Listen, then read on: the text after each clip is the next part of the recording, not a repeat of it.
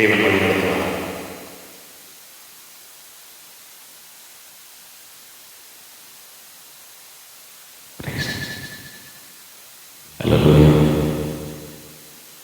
ஆண்டவர் அருமை ரட்சகருமாகிய இயேசு ராஜாவுடைய இறக்கங்களுக்காக நான் கர்த்தரை துதிக்கிறேன். ஆமென். அல்லேலூயா. தேவன் இரக்கமுள்ளவராக இருக்கிறார். ஆமென்.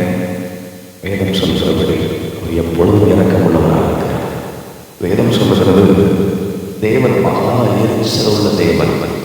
அப்படிப்பட்ட மகா எரிச்சல் உள்ள தேவனுக்குள்ள ஒரு ஆழமான ஒரு இரக்கம் இருந்தது. அந்த இரக்கத்தின் வெளிச்சம் தான் இயேசு கிறிஸ்து. ஆமென். தேவன் நல்லவர். உண்மையாகவே உங்கள் மத்தியில் நிற்பதற்கு தேவன் பாராட்டின தயவுக்காக நான் அதை துதிக்கிறேன். என்னை அன்பாய் அழைத்து ஏற்றுக்கொண்டு போகிற ஐயாவுக்காக நான் துதிக்கிறேன். பாஸ்டர் காவிரி ஐயாவுக்காக நான் துதிக்கிறேன். அவர்களோடு இணைந்து ஊழியத்தில் இருக்கிற எல்லாருக்காக உள்ளத்தின் ஆழத்திலிருந்து கர்த்தரை ஸ்தோத்திரம் பண்ணுகிறேன். மாத்திரமல்ல, கூடி வந்திருக்கிற எல்லா வாலிப சகோதரர்கள் சகோதரிகள் எல்லாருக்காக கர்த்தரை மனதார ஸ்தோத்திரம் பண்ணுகிறேன். கர்த்தர் நல்லவர். அல்லேலூயா. மாத்திரமல்ல, விசேஷமாக இந்த இயேசுவின் ஊழியத்தில் கர்த்தருடைய கிருபையில் அநேக முறை அவர்களோடு இணைந்து எனக்கு உதவி செய்திருக்கிற அந்த சகோதரர்களுக்காக ஊழியம் செய்வதற்காக துதிக்கிறேன். நல்லவர். ஆமென். அல்லேலூயா. எங்கள் அம்மா ஒரு நாள் என்ன சொன்னாங்க, உனக்கு சின்ன வயசில் உடம்பெல்லாம் புண்ணாக இருக்கும், அப்போது உன்னை கூப்பிட்டுட்டு போய் நாங்கள் திருச்செந்தூரில் இந்த விறகு இடம் போடுவாங்கள திராசு பார்த்துருக்கீங்களா, என்ன பேசுவீங்களா?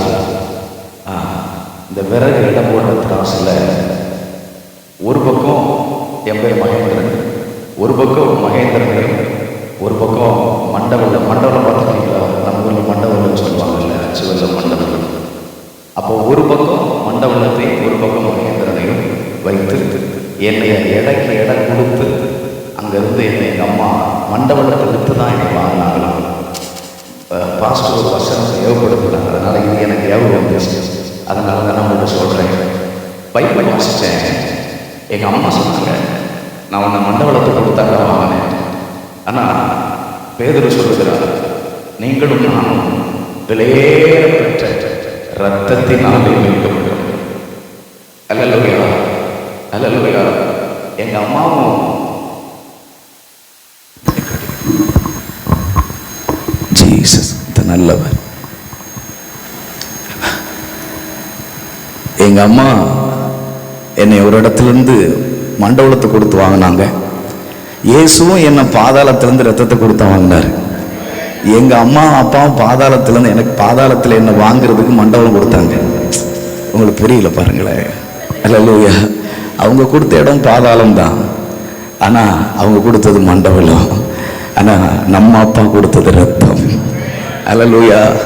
அதனால தான் என்னவோ நம்ம அதிகமான விலை கொடுத்து வாங்குகிற பொருளை எப்போவுமே நம்ம பீரோலுக்குள்ள பத்திரமா வச்சுருப்போம்.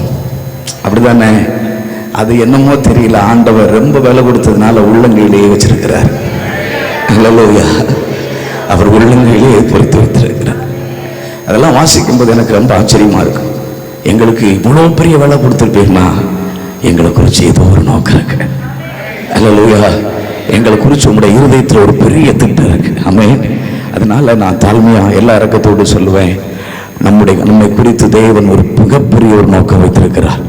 ஏன்னா நமக்கு கொடுத்த விலை அதிகம். எத்தனை பேர் நம்புறீங்க? அப்போது மாதிரி இல்லை தங்கம். எல்லாரும் அப்படியே கண்களை மூடலாமா? அப்படியே கண்களை மூடலாம். Thank you Jesus. Okay, thank you Jesus. எல்லா வாய்களை திறந்து அப்போ நல்ல ஸ்தோத்திரம் பண்ணலாம், நல்ல ஸ்தோத்திரம் பண்ணலாம், நல்ல ஸ்தோத்திரம் பண்ணலாம். Thank you Jesus, thank you Jesus, thank you Jesus. Hallelujah. நல்ல ஸ்தோத்திரம் பண்ணுங்க. இசையா ஆனைக்கும் கரங்களிலே ஆணிகளா சுவாமி நினைத்து பார்க்கையிலே என் நெஞ்சம் உடையுதப்பா, அதை நினைத்து பார்க்கையிலே என் நெஞ்சம் உடையுதப்பா. எல்லாரும் உணர்ந்து பாடலாமா? அணைக்கும் கரங்களிலே ஆணிகளா சுவாமி, அணைக்கும் கரங்களிலே ஆணிகளா சுவாமி, நினைத்து பார்க்கையிலே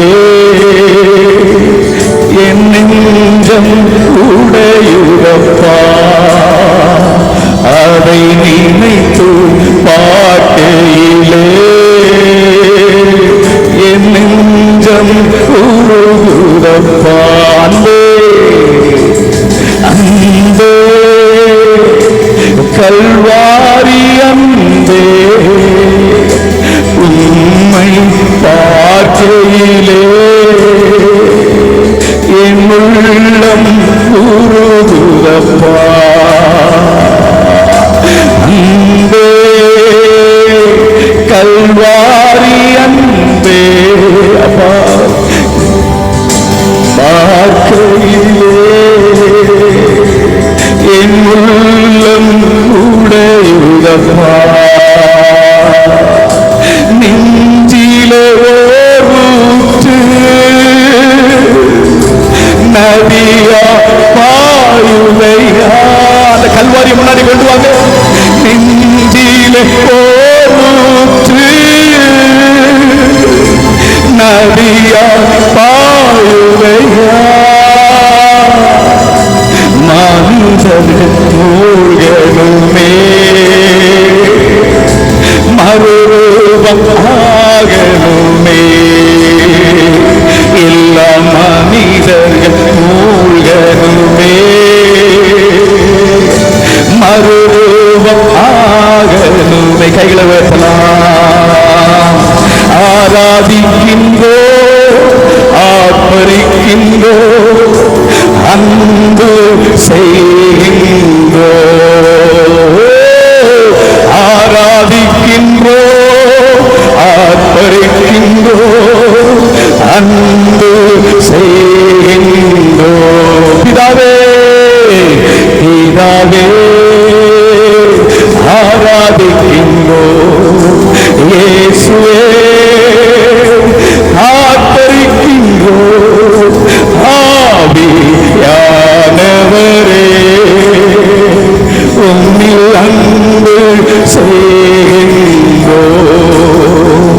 எங்கள் ஆவியானவரே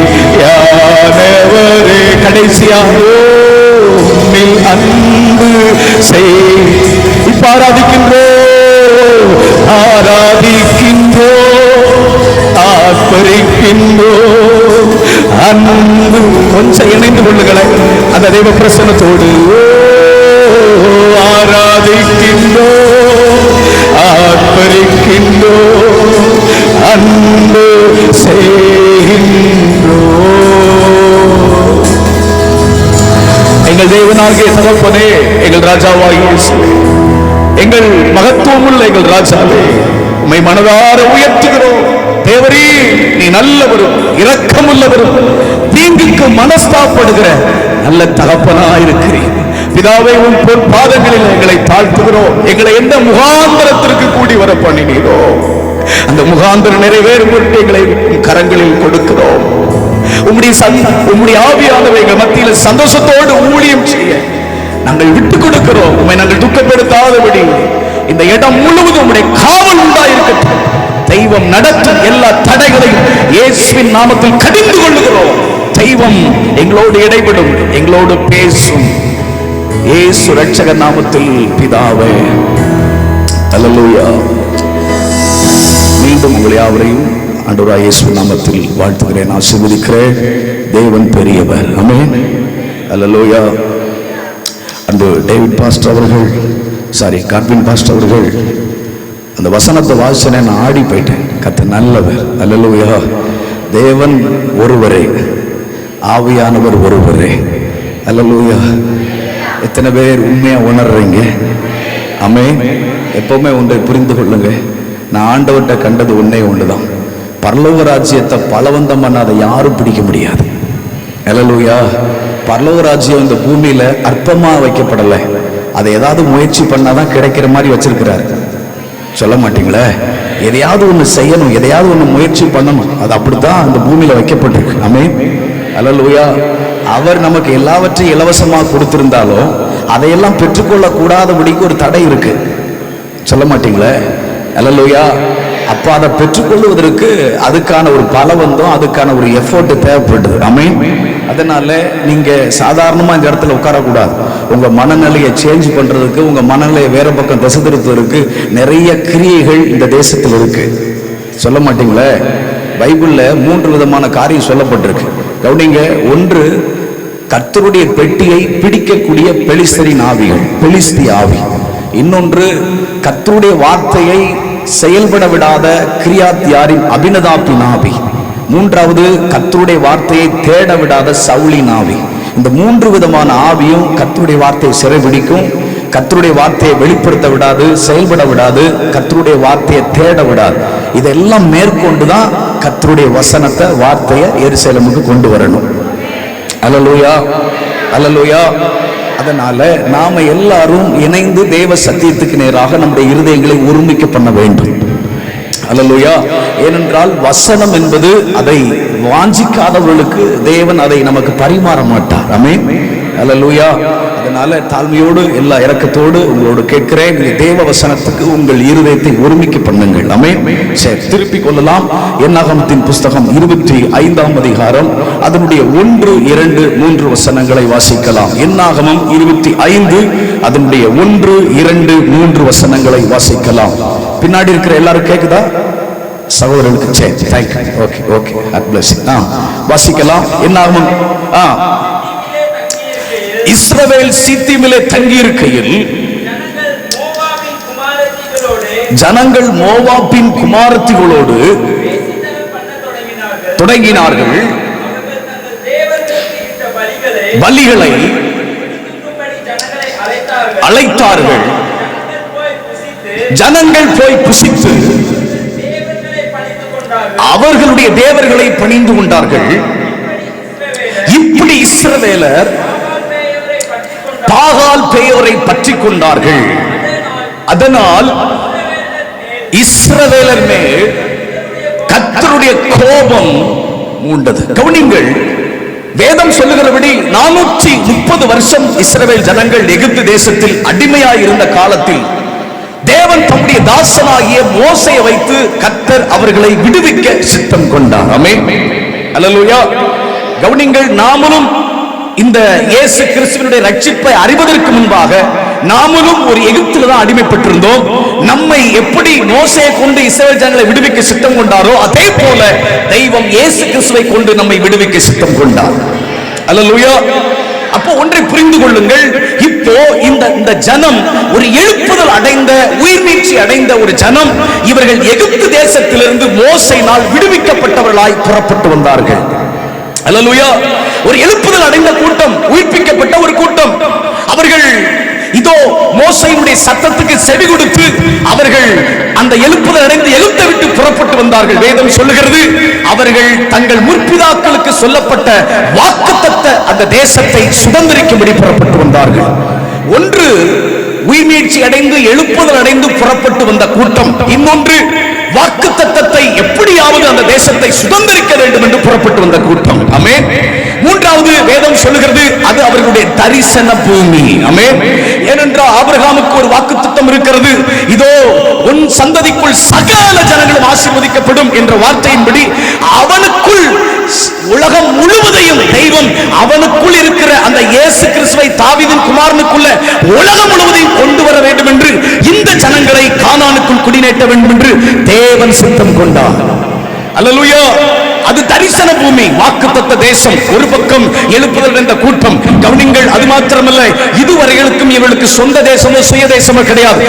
இருக்கிற இடம் அது இன்னொரு தேசம். ஆனால் இப்பொழுது சங்களுக்கு சொந்தமான சுயமான தேசத்தை நாடி செல்லுகிறார்கள். அப்படி என்றால் இந்த பூமி நமக்கு சொந்தம் அல்ல. நாம் எப்படி பரம தேசத்தை நோக்கி பிரயாணிக்கிறோமோ, நாம் எப்படி சொந்த தேசத்தை நோக்கி சுய தேசத்தை நோக்கி பிரயாணிக்கிறோமோ, அதே போல இவர்களும் சொந்த தேசத்தை தேடி சுயமான தேசத்தை தேடி அவர்கள் பிரயாணம் பண்ணினார்கள். அல்லேலூயா. ரொம்ப கவனமாக கவனிங்க. தரிசனத்தை நிறைவேற்ற ஒரு கூட்டம் புறப்பட்டது. வாக்குத்தத்தத்தை சுதந்திரிக்க ஒரு கூட்டம் புறப்பட்டது. எழுப்புதலடைந்த கூட்டமாய் புறப்பட்டது. அது மாத்திரமல்ல, தேவனுடைய சித்தத்தின்படி புறப்பட்டது. அல்லேலூயா. இப்போ சொந்தமான தேசத்தையும் அடைந்து கொள்வதற்கு புறப்பட்டது. அப்படி புறப்பட்டு பிரயாணம் பண்ணுகிற வேளையில வேதம் சொல்லுகிறபடி சீத்தீம் என்கிற ஒரு இடத்தில் அவர்கள் தங்கியிருக்கும் பொழுது அந்த கூட்டம் தடுமாற தொடங்கிற்று. அந்த கூட்டம் பாவத்தில் விழ தொடங்கிற்று. என கருமையானவர்களே, தேவனுடைய ஆவியான உங்களோடு பேசட்டும். தரிசனம் உள்ள கூட்டம் தான், தேவ சித்தத்தின்படி புறப்பட்ட கூட்டம் தான். கவனிங்கள், வாக்குத்தத்தத்தை சுதந்திரிக்கும்படி புறப்பட்ட கூட்டம் தான். ஏன் உயிர் மீட்சி அடைந்த ஒரு கூட்டம் தான். ஆனாலும் வருகிற வழியில அவர்கள் பாவத்திற்கும் இச்சைக்கும் மோசமான சிந்தனைகளுக்கும் விக்கிரக வழிபாட்டுக்கும் தங்களை அழைத்த தேவனை விட்டு தங்கள் சிந்தனையை வேறு ஒரு பக்கம் அவர்கள் திருப்பினபடியால் வேதம் சொல்லுகிறது, தேவனுடைய கோபம் அவர்கள் மேல் மூளத் தொடங்கிற்று. தேவனுடைய கோபம் அவர்கள் மேல் மூளத் தொடங்கின போது வேதம் சொல்லுகிறது, அங்க ஜனத்தின் மத்தியில பயங்கரமான வாதை எழும்ப தொடங்கிற்று. ஜனங்கள் செத்து செத்து விழுகிறார்கள். 24,000 பேர் ஜனங்கள் அங்கே செத்து மடிந்து கொண்டிருக்கிறார்கள். இப்போ அங்க இருக்கிற தலைவனாகிய இந்த மோசே ஆண்டவர் சமூகத்தில் விழுந்து அழுகிறான், கர்த்தாவே, உம்முடைய ஜனம் இப்படி அழிந்து கொண்டிருக்கிறதே, வாதையினால பாவத்தினால இப்படி மடிந்து கொண்டிருக்கிறதே என்று சொல்லி அவன் அழுது கொண்டிருந்த போது, கவனிங்கள், ஜனத்தின் மத்தியில அழுகையும் கண்ணீரும் இருந்தது. ஜனத்தின் மத்தியில தேவனுடைய கோபம் இருந்தது. ஜனத்தின் மத்தியில கவனிங்கள் வாதை இருந்தது. ஜனத்தின் மத்தியில பயங்கரமான ஒரு வேதனை உள்ள பாதைகள் இருந்தது. இந்த நேரத்தில் மோசே அழுது கொண்டிருக்கிறான். அழுது கொண்டிருந்த போது கர்த்தர் அவனோடு என்ன சொன்னார் என்றால், வாசிக்கலாம் 4வது வசனம் 5வது வசனத்தை வாசிக்கலாம். 4:5 வாசிக்கலாம். கர்த்தர் மோசேயை நோக்கி, கர்த்தருடைய உக்கிரமான கோபம் இஸ்ரவேலை விட்டு நீங்கும்படி எல்லாரையும் கூட்டிக் கொண்டு அப்படி செய்தவர்களை செய் என்றார். அப்படியே மோசே இஸ்ரவேலின் நியாயாதிபதிகளை நோக்கி பற்றிக்கொண்ட கொன்று போடுங்கள் என்றால். கவனிங்கள், இப்ப இந்த மோசையும் ஆண்டவர் சமூகத்தில் விழுந்து கிடந்த மோசே தேவ சத்தத்தை கேட்டு புறப்பட்டு போகிறான். கவனிங்கள், 70 பேர் மேல தேவன் தம்முடைய ஆவி எடுத்து வைத்த அந்த நியாயாதிபதிகள், நியாயம் விசாரிக்கிறவர்கள், தலைவர்கள், அனுபவம் உள்ளவர்கள், எல்லாவற்றிலும் ஜனங்களை குறித்து அறிந்தவர்கள், புரிந்தவர்கள், ஒரு 70 பேர் கொண்ட கூட்டத்தை மோசே கூப்பிடுகிறார். பாருங்கள், தேசத்தில் பயங்கரமாய் பாவம் பெருத்து போய்விட்டது. ஜனங்கள் தரிசனத்தை மறந்து போயிருக்கிறார்கள். இதோ சபையில தேவனுடைய ராஜ்யத்தில் பல பேர் தேவனுடைய திட்டத்தை நோக்கி புறப்படாதபடி இந்த பாவம் தடுத்திருக்கிறது. அப்படி என்றால் இந்த பாவத்துக்கு காரணமாக இருக்கிற இந்த பாவத்தின் கிரியைகளை அழித்து போட வேண்டும் என்று மோசே தலைவர்களோடு கூட பேசி அந்த மோசேயை கொண்டு கர்த்தர் அந்த தலைவர்களை எழுப்பிவிட்டார். அந்த தலைவர்கள், அனுபவம் உள்ளவர்கள், நியாயாதிபதிகள் புறப்பட்டு போய் அப்படிப்பட்டவர்களை கொன்று போட தொடங்கினார்கள். அல்லேலூயா. கவனிங்க, மோசேயினுடைய பேச்சை கேட்டு புறப்பட்டு போனாங்க. அப்படி பாவம் செஞ்சவங்க எல்லாம் அவங்க கொன்னாங்க. பாவத்தை அழிக்கும்படி எத்தனையோ பேர் எழும்பி போய் அந்த காரியத்தை செய்தார்கள். ஆனாலும் வாதை நிறுத்தப்படவில்லை. அல்லேலூயா, அல்லேலூயா. ஒரு கூட்டத்தை மோசே எழுப்பி விடுறாரு, நீங்க புறப்பட்டு போங்க, இந்த பாவத்தை அழிச்சு போடுங்க. இந்த பாவத்தின் கிரிய தேசத்தில் இருக்கிற வரைக்கும் தரிசனம் நிறைவேறாது. தேவனுடைய கானான் தேசத்துக்கு போக முடியாது. நித்திய ஜீவனுக்கு புறப்பட்டு போக முடியாது.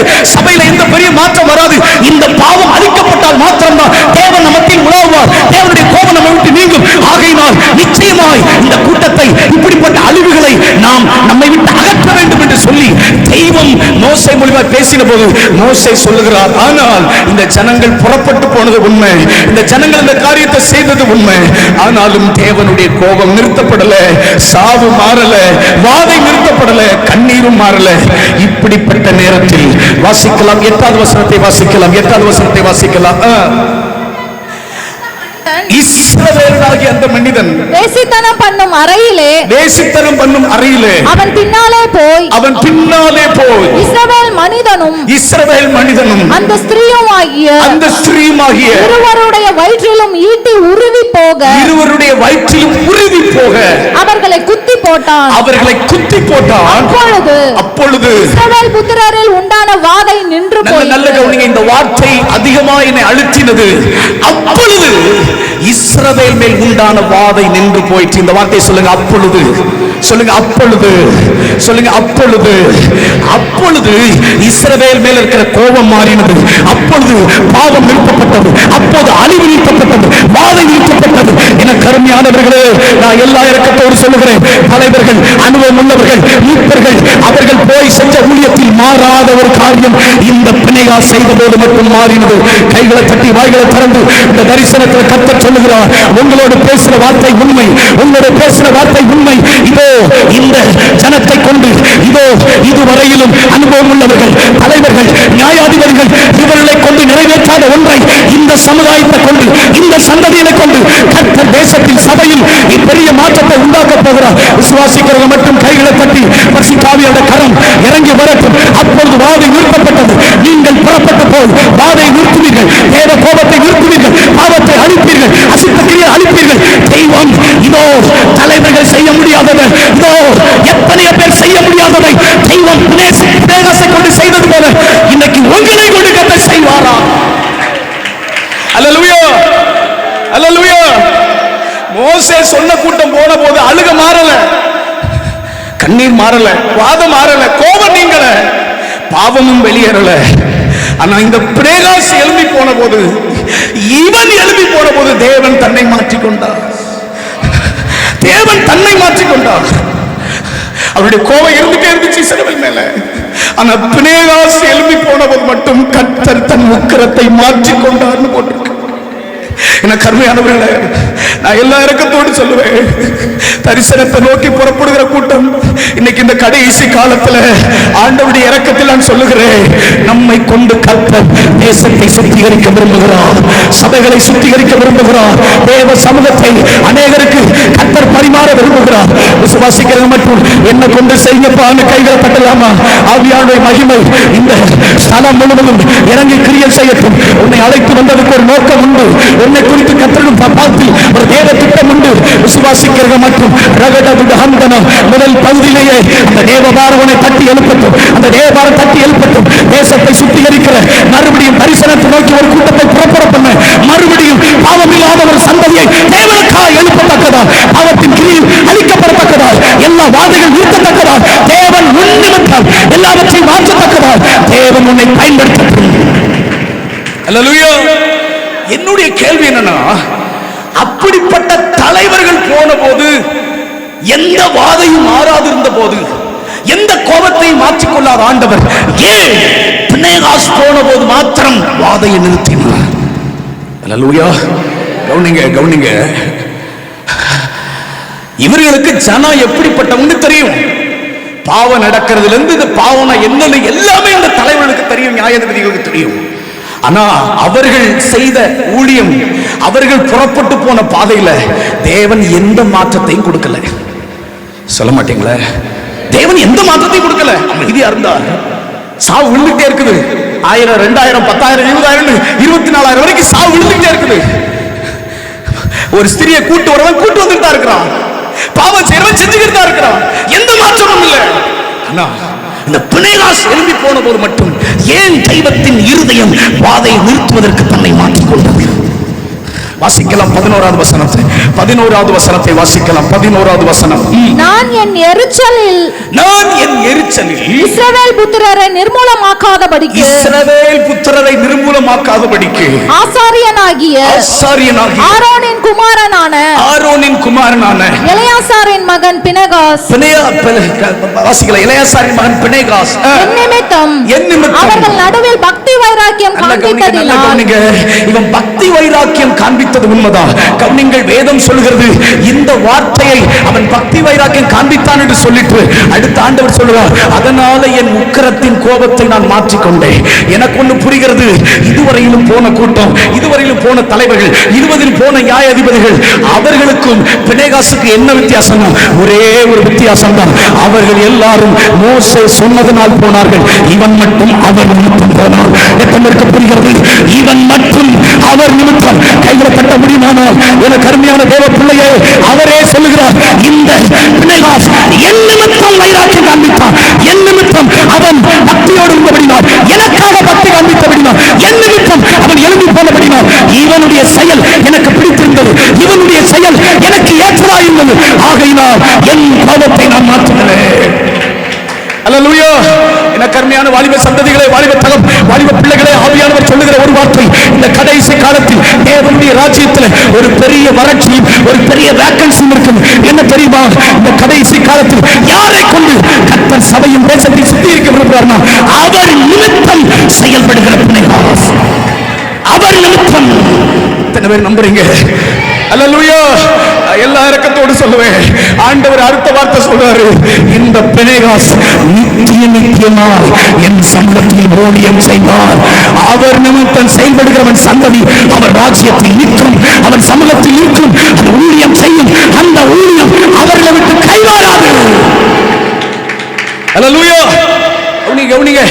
இன்னைக்கு நிறைய பேருக்கு எங்க பாஸ்டர் சொன்னாரு, அதனால நான் இந்த பாவத்தை செய்ய மாட்டேன். எங்க பாஸ்டர் சொன்னாங்க, எங்க ஐயா சொன்னாங்க, எங்க அப்பா சொன்னாங்க, எங்க அம்மா சொன்னாங்க, அதனால நான் இந்த காரியத்தை மாத்திக்கிறேன், நான் இந்த இன்ஸ்டாகிராம் அழிக்கிறேன், இந்த பேஸ்புக் அழிக்கிறேன். இல்ல, யாரோ ஒருத்தர் சொல்லி நீ அழிச்ச காலம் முடியட்டும், அவருக்காக கொஞ்சம் அழிச்சுப்பார், அவருக்காக கொஞ்சம் பாவத்தை விட்டுப்பார், அவருக்காக அவர் சமூகத்துக்கு வந்துப்பார்.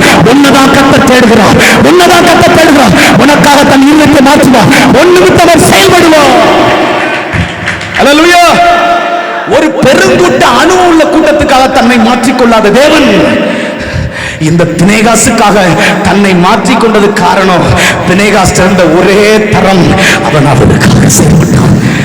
எத்தனை பேர் நம்புறீங்க? நான் எல்லா இரக்கத்தோடு சொல்லுவேன், 4 பேர் என்ன பார்த்துருவாங்களேன்னு உன் பாவத்தை மறைக்காத. 4 பேர் என்னை ஏதாவது குற்றம் செலுத்திடுவாங்களே, என் மேல ஏதாவது பிரச்சனை வந்துருமேன்னு சொல்றதுக்காக உன்னை நீ மாற்றிக்கொள்ளாத.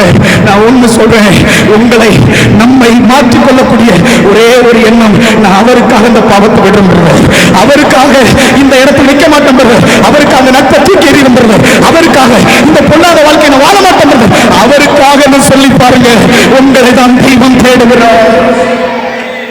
அல்லேலூயா. அல்லேலூயா. நான் எல்லா இரக்கத்தோடு சொல்லுவேன். கவனிங்கள், அப்போஸ்தலனாகிய பவுல் சொல்லுகிறான் பிலமோன்ட்ட, இதோ நான் அவர் நிமித்தம் கட்டப்பட்டிருக்கிறேன், சிறைச்சாலையில் இருக்கிறார், அவனை ஜெயிலுக்கு தூக்கி போடுறாங்க, அவனை கல்லெறித்து கொள்றாங்க. இதெல்லாம் ஏப்பா இவ்வளவு அடி வாங்குறேன்னு நீங்க பவுல்ட்ட போய் கேட்டீங்கன்னா அவன் சொல்லுவான், அவர் நிமித்தம். வேற எதுவுமே அவனுக்கு இல்லை, வேற எதுக்கும் இல்லை. அவனுடைய நோக்கம் ஒண்ணு அவர் நிமித்தம். அதனாலதான் அவர் நிமித்தம் 276 பேரை கர்த்தர் காப்பாற்றினார். எத்தனை பேர் நம்புறீங்க? ஒரு பவுலுக்காக கப்பல் பிரயாணம் பண்ணி 276 பேரை காப்பாற்றுவது காரணம் அவன் அவர் நிமித்தம் செயல்பட்டார்.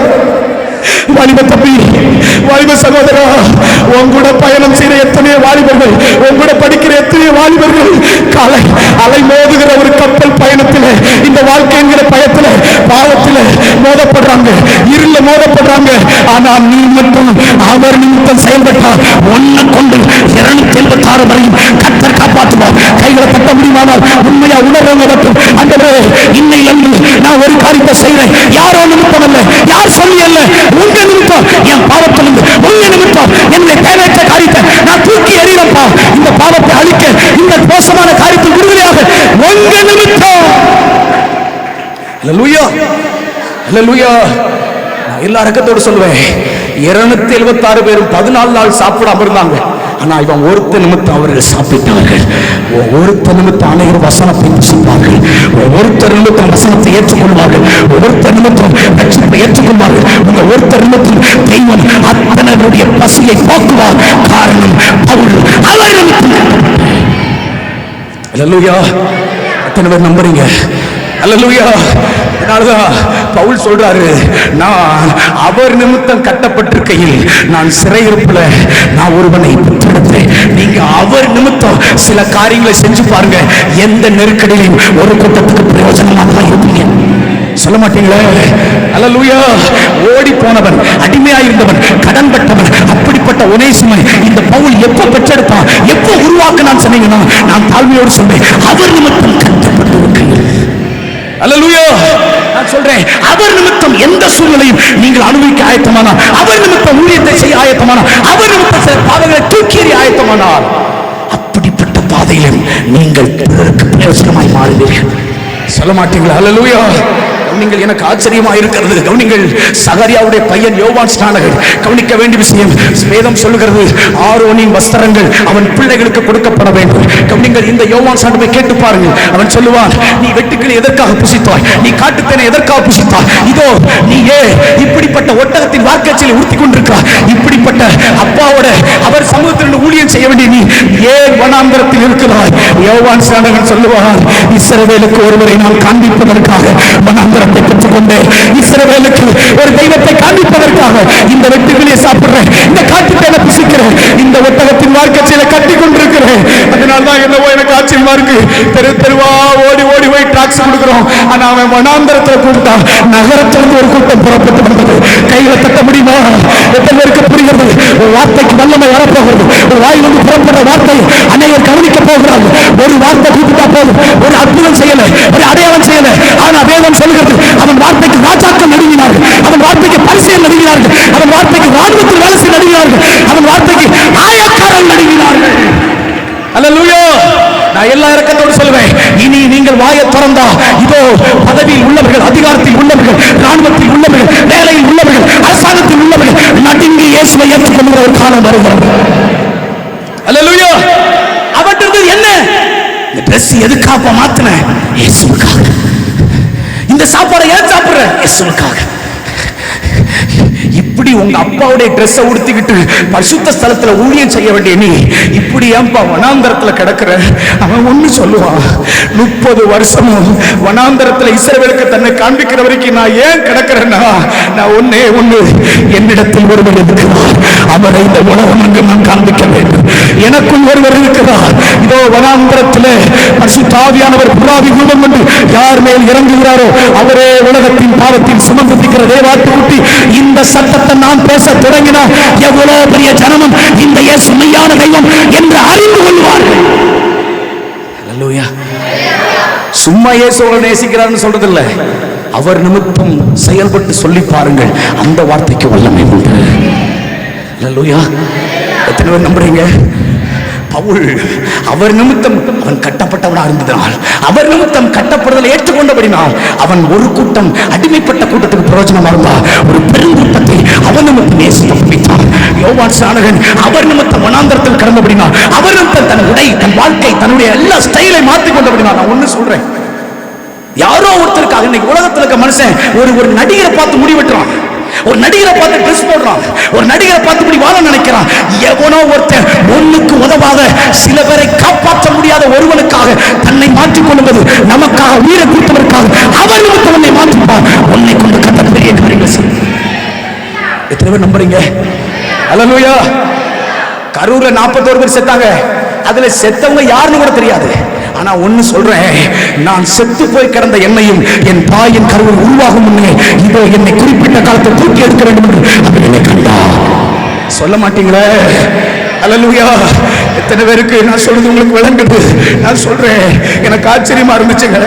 நீங்கள் ராஜாத்தி ராஜா, வானவருடைய சிங்காசனம், பூமியோட பாதப்படி, அவ்வளவு பெரிய மகா பெரிய தேவன் கோடி வித்துகளில் ஒரு வித்தாய் மாறி உங்களை போல என்னை போல ஒரு தாயின் வயிற்றுக்குள்ள ஒரு வித்தை போல அவர் உருவாகி அவர் தாயின் வயிற்றில் சுருங்கி படுத்துகிறார்.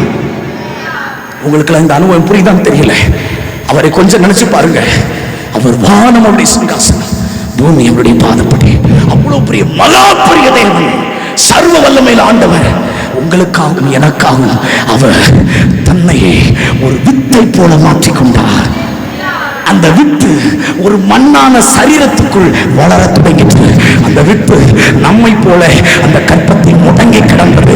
அவர்கிட்ட போய் கேட்டீங்கன்னா அவர் சொல்லுவாரு, ஏன்பா இவ்வளோ பெரிய தேவன், ஏன்பா இப்படி பதற போல புழுதிய போல ஏன்பா மாறினீங்க நீங்க கேட்டீங்கன்னா அவர் சொல்லுவாரு, என் பிள்ளைகள் ரத்தமும் சமயமா இருக்கிறபடினால், என் பிள்ளைகள் ஜீவ காலமெல்லாம் மரண பயத்தில் வாடுகிறபடினால் நான் அப்படி என்னை மாற்றிக்கொண்டேன்.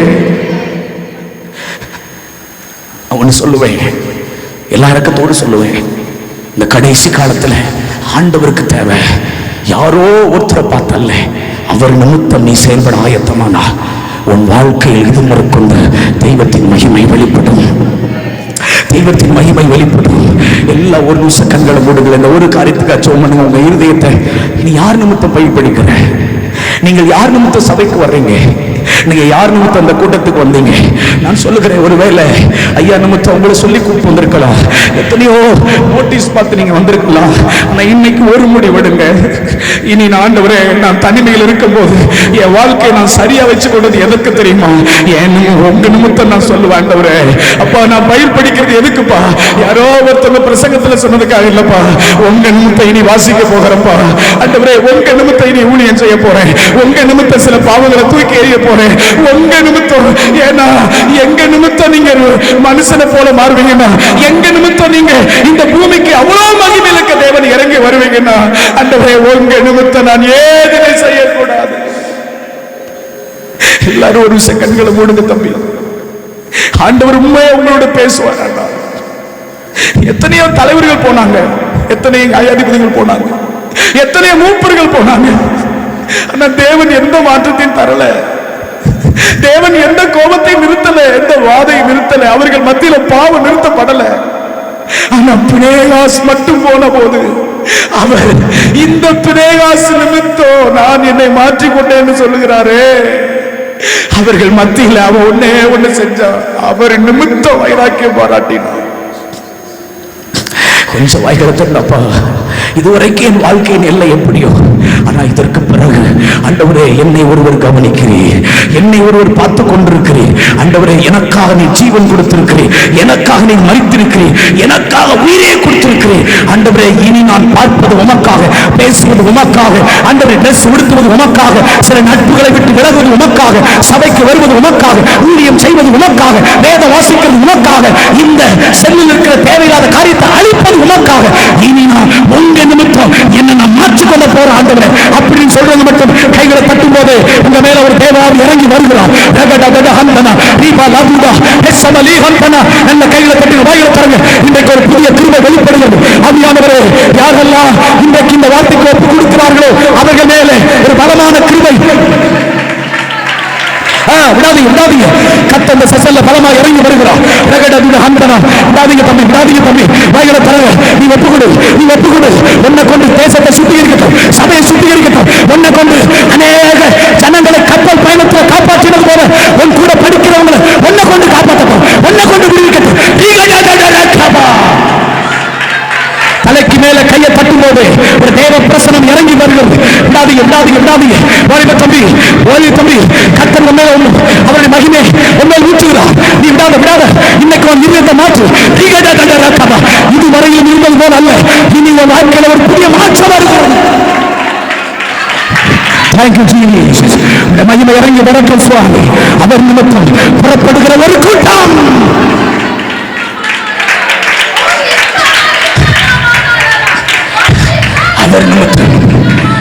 இந்த ஒரு வார்த்தைக்கு அவ்வளோ பெரிய தேவன் தன்னை மாற்றிக்கொண்டார். எனக்கு ஆச்சரியமா இருக்குதுங்க. கவனிங்க, வேதம் சொல்லுகிறது, லேயாளுடைய பையன் ரூபன், அவளுக்கு முதல் பேரான குமாரன். அவன் அந்த நாட்கள்ல சில வருடங்களுக்கு ஒரு முறை தான் பழுக்கக்கூடிய காய்க்கக்கூடிய ஒரு பழம் தூதாயும் கனி. அந்த தூதாயும் கனியை தன் தாயிடம் கொண்டு வருகிறான். அவளுக்கு அந்த கனியின் மேல் முழு உரிமை உண்டு. அந்த கனியை சாப்பிடுவதற்கு, அந்த கனியை அவள் புசிப்பதற்கு அத்தனை உரிமை உண்டு. ஆனால் வேதம் சொல்லுகிறது, அந்த லேயாள் தன் யாக்கோபுக்காக அந்த தூதாயின் கனியை தூக்கி எறிஞ்சான். எத்தனை பேருக்கு புரியுதுன்னு தெரியாது. உங்களுக்கு எதுல முழு உரிமை அதிகாரம் இருக்கோ, எது உங்களுக்கு சாப்பிடுவதற்கும் உங்களுக்கு புசிப்பதற்கும் உங்களுக்கு வாழ்வதற்கும் உங்களை நீங்க அந்த பாதையில் போவதற்கு எதுல அதிகாரம் இருக்கோ அதை தூக்கி எறிஞ்சு பாருங்க. உங்க யாக்கோபை நீங்களே தூக்கிட்டு வந்துடலாம். அல்லேலூயா. யாக்கோபு வயல்வெளியில் இருந்தான். வயல்வெளியில் இருக்கிற யாக்கோபை இன்று உண்மை தூதான் கனியினால் கொண்டேன் என்று சொல்லி தேவனை யாக்கோபை தனக்கென்று எடுத்துக்கொண்டார். சொல்ல மாட்டீங்களே? அல்லேலூயா. பிதாவுக்காக, தேவனுக்காக, இயேசுவுக்காக, யாக்கோபுக்காக அந்த லேயாள் அந்த தூதாயின் கனியை தூக்கி எறிஞ்சதுனால பிள்ளை பேரு நின்று போனவா 3 பிள்ளையை பெற்றெடுத்தான். சொல்ல மாட்டீங்களே?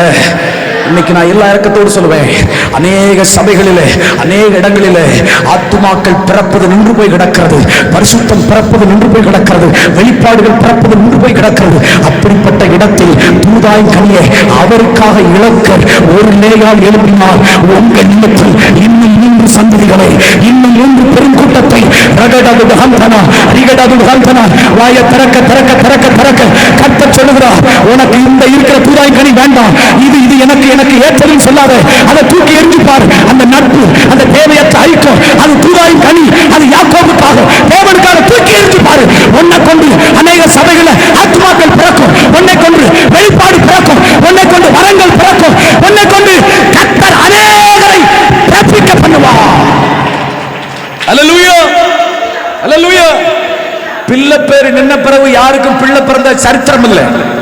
ஆனா யாக்கோபுக்காக இழந்த கனி மறுபடியும் பிள்ளையை பிறக்க வச்சது. சொல்ல மாட்டீங்களா? அல்லேலூயா. இங்க வந்திருக்கவங்கள சாதாரண நினைக்காதீங்க. உங்களை கொண்டு இதோ வழிபாடு நின்று போன சபைகளில் உங்களை கொண்டு கர்த்தர் அநேக ஆத்துமாக்களை சேர்க்க போகிறார். எத்தனை பேர் நம்புறீங்க? வழிபாடு நின்று போன சபைகளிலே, வழிபாடு பிள்ளை பிறக்காத சபைகளிலே அநேக பிள்ளைகளை உங்களை கொண்டு கர்த்தர் பெற்றெடுக்க போகிறார் என்ற ஒருத்தர் சொன்னார். 26 வருஷமா எங்க ஸ்தாபனத்துல நாங்களே பிள்ளை பத்து நாங்களே ஞானஸ்நானம் கொடுக்கிறோம். புதுசா ஒரு பிள்ளை பிறக்கல. இது உங்களுக்கு புரியுதா புரியலன்னு தெரியல. நான் எல்லா இறக்கத்தோடு சொல்ல, நம்மளே பிள்ளை பத்து நம்மளே ஞானஸ்நானம் கொடுப்பதற்கு நம்மளை கர்த்தர் அழைக்கல. நம்ம வெளியிலிருந்து நிறைய பிள்ளைகளை பெற்றெடுத்து கொண்டு வரணும். அல்லேலூயா. என் பிள்ளைக்கு 15 வயசு வந்தோடனே ஞானஸ்நானம் கொடுப்பது பெரிய அதிசயம் இல்லை. ஆனா ரோட்ல இதோ வேலிகளர்களையும் வேலையிடப்படாதனையும் ஒரு பெருங்கூட்டம் அலையும் போது அழிந்து கொண்டிருக்கிற ஒரு கூட்டத்தின் மத்தியில அவர்களை சபைக்காக பிறப்பிக்கப்படுகிற லேயாள்கள் கர்த்தருக்கு தேவை. அல்லேலூயா. எத்தனை பேர் நம்புறீங்க? ஆமே. எனக்கு ஆச்சரியமா இருக்கு. சவுலால செய்ய முடியாது, யோனத்தானால செய்ய முடியாது, அப்னேரால செய்ய முடியாது, ராணுவத்தால செய்ய முடியாது, எலியாப்பால செய்ய முடியாது, சம்மாவால செய்ய முடியாது.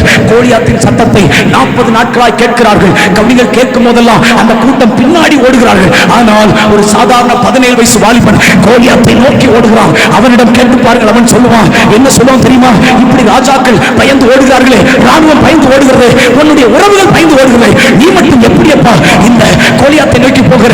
அவன் சொல்லுவான், இவன் இஸ்ரவேலின் சேனையை நிந்தித்திருக்கிறான், என் தேவன் ஆளுகிற தேசத்தை நிந்திச்சிருக்கிறான், அந்த தேசத்தை நிந்தித்ததுனால என் தேவனையே நிந்திக்கிறான். நான் ஏன் போறேன் தெரியுமா? என் தேவனுக்காக போறேன். அல்லேலூயா. சபையை நிந்திச்சாலும் சரி, இப்படிப்பட்ட தேவனுடைய ராஜ்யத்தை நிந்திச்சாலும் சரி, அது யாரை நிந்தித்ததுக்கு அர்த்தம்? நான் தேவனை நிந்தித்ததுக்கு அர்த்தம். அல்லேலூயா. எனக்கு ஆச்சரியமா இருக்குது. அவன் புறப்பட்டு போனான்.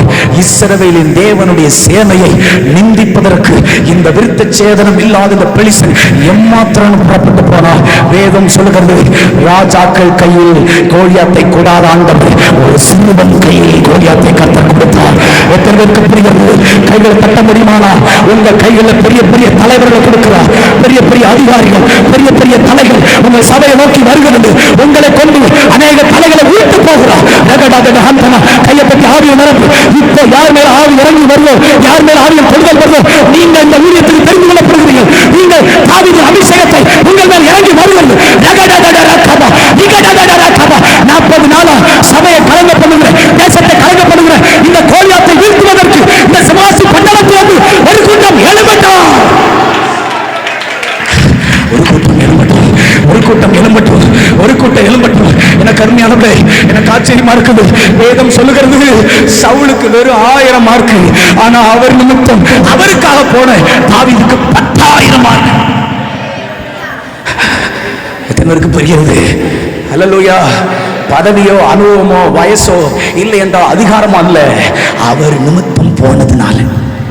சொல்ல மாட்டீங்களே? சொல்லுங்க, அவர் நிமித்தம். சொல்லுங்க, அவர் நிமித்தம். இன்னையிலிருந்து உங்களுக்கு இருதயத்தில் ஒரு தீர்மானம் இருக்கணும். ஒருத்தவங்க சுவிசேஷம் சொன்னா கூட நீங்க சொல்றது ஒண்ணே ஒண்ணு, இது நான் ஏன் இந்த மனுஷன் சுவிசேஷம் சொல்றேன்னா என் இயேசுவுக்காக. அல்லேலூயா. நீங்க ஏன் என்னுடைய இந்த பாவ வாழ்க்கையை விட்டு நான் வெறுக்கிறேன், ஏன் இந்த பரிசுத்த வாழ்க்கையை நான் விரும்புறேன், என் இயேசுவுக்காக. சொல்ல மாட்டீங்களே? அல்லேலூயா. ஏங்க தூதனை விழுந்து போனா, மனுஷனை விழுந்து போனா, அவர் யாருக்கு கை கொடுத்தாங்க? நமக்கு.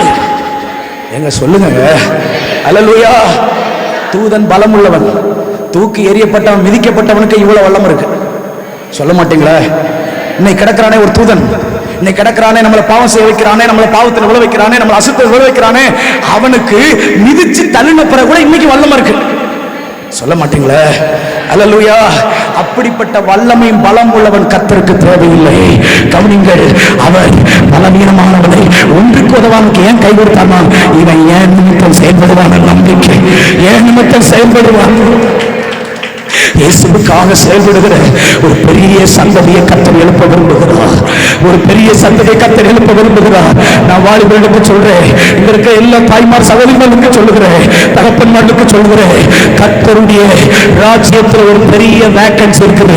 அவர் நிமித்தம் செயல்படுகிற பினேகாசுகள், அவர் நிமித்தம் செயல்படுகிற பவுல்கள், அவர் நிமித்தம் செயல்படுகிற யோவான்ஸ்நானர்கள், அவர் நிமித்தம் செயல்படுகிற தாவீதுகள் கர்த்தருக்கு எழுத முடியுமானால் அவர் சொல்லுவார், கோலியாத்தை உன் கையில் தான் கொடுப்பேன்.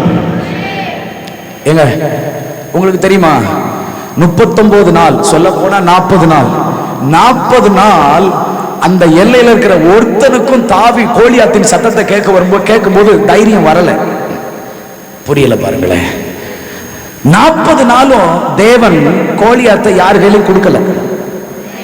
சொல்லுங்க. அல்லேலூயா. பெரிய பெரிய தலைவர்கள் இருக்கலாம், ஆனா கோலியாத்தை நம்ம கையில கொடுக்க விரும்புறார். சொல்ல மாட்டீங்களா?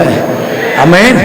நான் தாழ்மை எல்லா இருக்கிறதோடு சொல்லுவேன், கர்த்தருடைய அவருடைய சமூகம் காத்து கொண்டிருக்கிறது. அல்லேலூயா. 39 நாட்களும் அவன் வனாந்தரத்தில் ஆடு மேய்ச்சான்.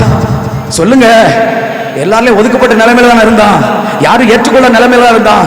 வெறும் சாப்பாடு அப்பா அனுப்புனாரு, ஓ அண்ணன் தம்பிகிட்ட போய் கொஞ்சம் அடையாளம் வாங்கிட்டும், கொஞ்சம் ரசிகரண்டையில போய் இப்படிப்பட்ட இந்த திராட்சை கொலைகளை இந்த உணவெல்லாம் போய் கொடுத்துட்டு வானா அப்பா அனுப்புனாரு. நான் எல்லா இருக்கத்தோடு சொல்லுவேன், இன்றைக்கு நம்மை ஒரு கூட்டம் ஒன்றுக்கு உதவாதென்று ஒரு கூட்டம் சாப்பாடு கொடுக்க முடியுமா அனுப்பட்டும். ஆனா எல்லா இறக்கத்தோடு சொல்கிறேன், நமக்கு அவர் நிமித்தம் செயல்படுகிற எண்ணம் இருந்துச்சுன்னா நம்ம தான் விழ வேண்டிய கோலியாத்தை விழப்பண்ணுவோம், தேசத்தை காப்பாற்றுவோம், சபையை காப்பாற்றுவோம். 40 நாட்களாக சபை பயந்து கொண்டிருந்தது, 40 நாட்களாக ராஜா பயந்து கொண்டிருந்தார், 40 நாட்களாக ராணுவம் பயந்து கொண்டிருந்தது. ஆனால் அவர் நிமித்தம் செயல்பட வேண்டிய இந்த தாவீது எழுப்பின போது வேதம் சொல்லுகிறது, அந்த இஸ்ரவேலுடைய கலக்கம் மாறினது. அல்லேலூயா. எத்தனை பேர் நான் சொல்றது உங்களுக்கு புரியுது? நான் சொல்றது ஏதோ உற்சாகத்தை ஊட்டுறதுக்காக பேசுறேன்னு நினைச்சிடாதீங்க. நீங்க ஒரு நிமிஷம் யோசிச்சு பாருங்க, 1000 சாகும்போது தேவனுடைய இருதயம் இறங்கலையே. எங்க சொல்லுங்க, 1000 செத்து விழுறாங்க. 1000, 2000, 3000, 4000, 5000, 23,999 பேர் செத்துக்கிட்டே இருக்கிறாங்க. ஆனா 24,000 பேர் சாகுற அந்த நேரத்துல ஒருத்தன் எழும்பிட்டான் அவருக்காக. அப்போ இதுவரைக்கும் போன கூட்டம், இதுவரைக்கும் செய்த ஊழியத்தின் மத்தியில தேவன் தன்னை மாற்றிக்கொள்ளலையே, மரணத்தை பார்த்து கொண்டுதான் இருந்தார்.